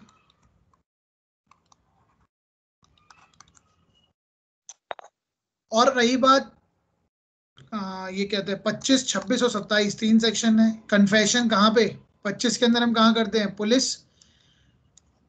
यहां पर कस्टडी है, पुलिस कस्टडी में, यहां पुलिस के सामने है, बिफोर पुलिस। और इसका एक्सेप्शन कहां पर है? 27। इसका एक्सेप्शन 27, इसका भी एक्सेप्शन 27। तो एक ट्रायंगल ऐसे बना सकते हैं, इससे आपको एक्सेप्शन याद हो जाएंगे कि 25 और 26 का एक्सेप्शन है 27 और 24 का एक्सेप्शन है 28, क्योंकि अगर जैसी थ्रेट और इंड्यूसमेंट प्रॉमिस खत्म, कन्फेशन इज रिलेवेंट। एक केस आप मुझे बताइए, ये किस केस में कहा गया था? अगर आप एविडेंस एक्ट पढ़ रहे होंगे या पढ़ा होगा, ये किस केस में कहा गया था कि सेक्शन 27 इज एक्सेप्शन ऑफ 25 और 26? ऐसा क्वेश्चन आता है क्या? Yes, स्टेट ऑफ हाँ जी, state of UP versus Devman Upadhyay. दयामन Upadhyay में तो ये बात नहीं कही थी, ये पेपर में आता है। इनायतुल्लाह का केस पढ़ा है, इनायतुल्लाह, अब आप देख लेना, नोट्स खोल के देख लेना, उसमें शायद लिखा हुआ है आपके। ये क्वेश्चन आया हुआ है प्रीवियस ईयर के, जब आप क्वेश्चन करते हो ना तो आपको समझ में आता है, ये चीजों को ध्यान में रखने वाली बात है, और वो रिपीट होती है। थोड़ा दिमाग अब इसमें ज्यादा परेशान मत होना कि हमें याद नहीं है, बट कुछ चीजों को ना केस के एमसीक्यू करोगे तो आपको याद रहने लग जाएंगे वो। लेकिन आप एमसीक्यू कीजिए, जरूरी नहीं हमने जितने एमसीक्यू करे उसमें सारे ही कवर हो जाएं, बट उन चीजों को करते रहिए। सबसे बेस्ट मैंने आपको बता ही रखा है, वो सिंगल की जो बुक है, I am not publishing here, I am not promoting it, but मैं जो बेस्ट चीज है उसको बता रहा हूँ। उसमें जो कंपाइल हुए हैं पुराने क्वेश्चन, उनको करके ही जाना एविडेंस के। 15 या 12 क्वेश्चन आएंगे ना आपके हरियाणा में, इसमें से आप, अगर आपका कॉन्सेप्ट क्लियर है तो 15 के 15 तो ठीक कर ही सकते हैं, और नहीं कर पाए तो 13 तो कम से कम कर लेना, 13-14, अगर 15 आ जाते हैं, हो जाते हैं एविडेंस में, it's not a big deal. चलो यार वापिस आ जाते हैं, कम ऑन, बहुत आगे चले गए, पता नहीं कहाँ का चले गए। तो थोड़ा सा फोकसली पढ़ लेना है इनको, एंड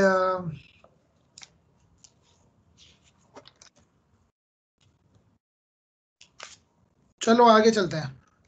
अब यहाँ से स्टार्ट एक बार हम, वैसे तो कन्फेशन जो है सेक्शन 164 कन्फेशन बहुत इंपॉर्टेंट है, रिलेवेंट भी है, इससे बेस्ट तो मैं सोच रहा था आज ये हो जाएगा, but it is impossible to do it today.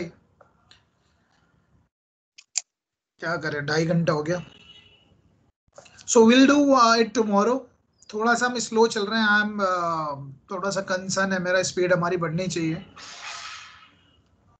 ठीक है, तो वो कल ही कर पाएंगे इसको, आज तो हुआ नहीं है। मैं वाज थिंकिंग कि आज हो जाता है कन्फेशन पूरा। आप एक काम कीजिए, 164 पढ़ लीजिए, इसके आगे के प्रोविजन पढ़ लेना। Again I am saying arrest पढ़ के रखिए आप, because next I will be starting. एक बार कन्फेशन कर लेते then will be doing arrest, ठीक है। ओके यहाँ सर। तक आप पढ़ लेना, क्योंकि इसका फिर ये मेडिकल एग्जामिनेशन वगैरह अभी हम नहीं पढ़ेंगे, हम सीधा आप उसको अरेस्ट पढ़ेंगे, बाद में पढ़ेंगे सारे प्रोविजन, क्योंकि ये जो बैरेट से ही आते हैं सारे प्रोविजन ना। 164 का ये सर्च बाय पुलिस बैरेट से ही काम चल जाता है, इसमें कोई हमें कोई लीडिंग केस थोड़ी ना देखना है।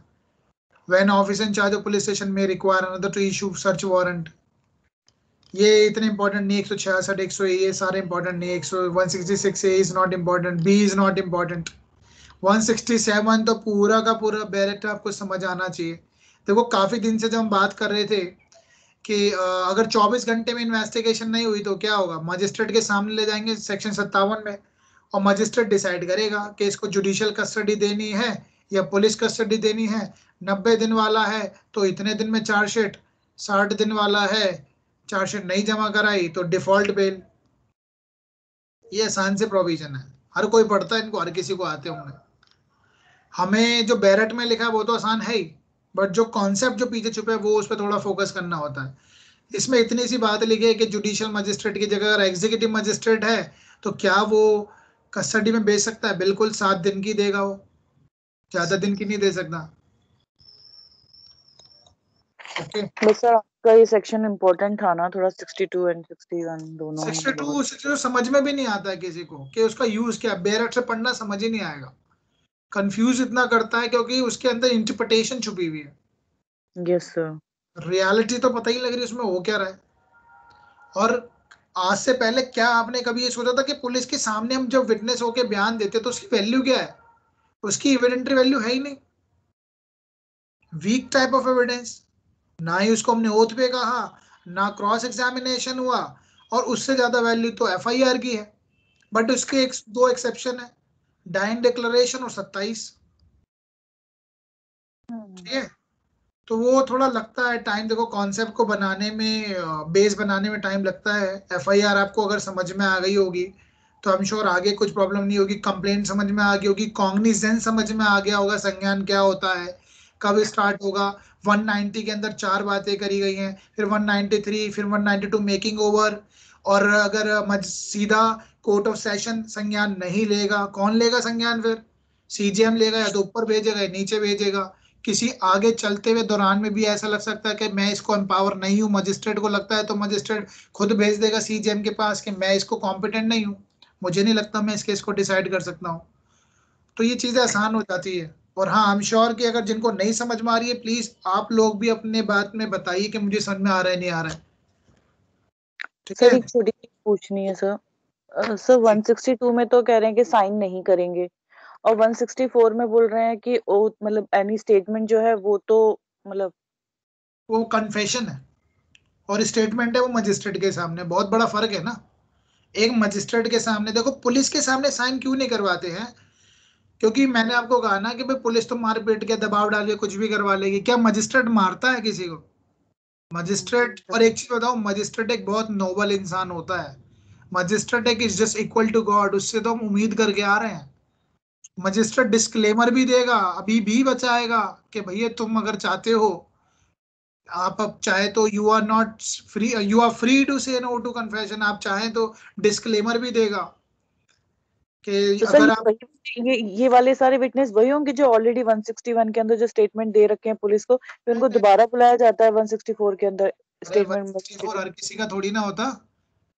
अच्छा 164 से एक तो कन्फेशन में होगा जो कन्फेस करने जा रहा है, या कोई वुमेन वगैरह है उनके स्टेटमेंट होते हैं। मजिस्ट्रेट सारा काम मजिस्ट्रेट थोड़ी ना करेगा, पुलिस का काम है तो स्टेटमेंट लिखवाना, इन्वेस्टिगेशन करना।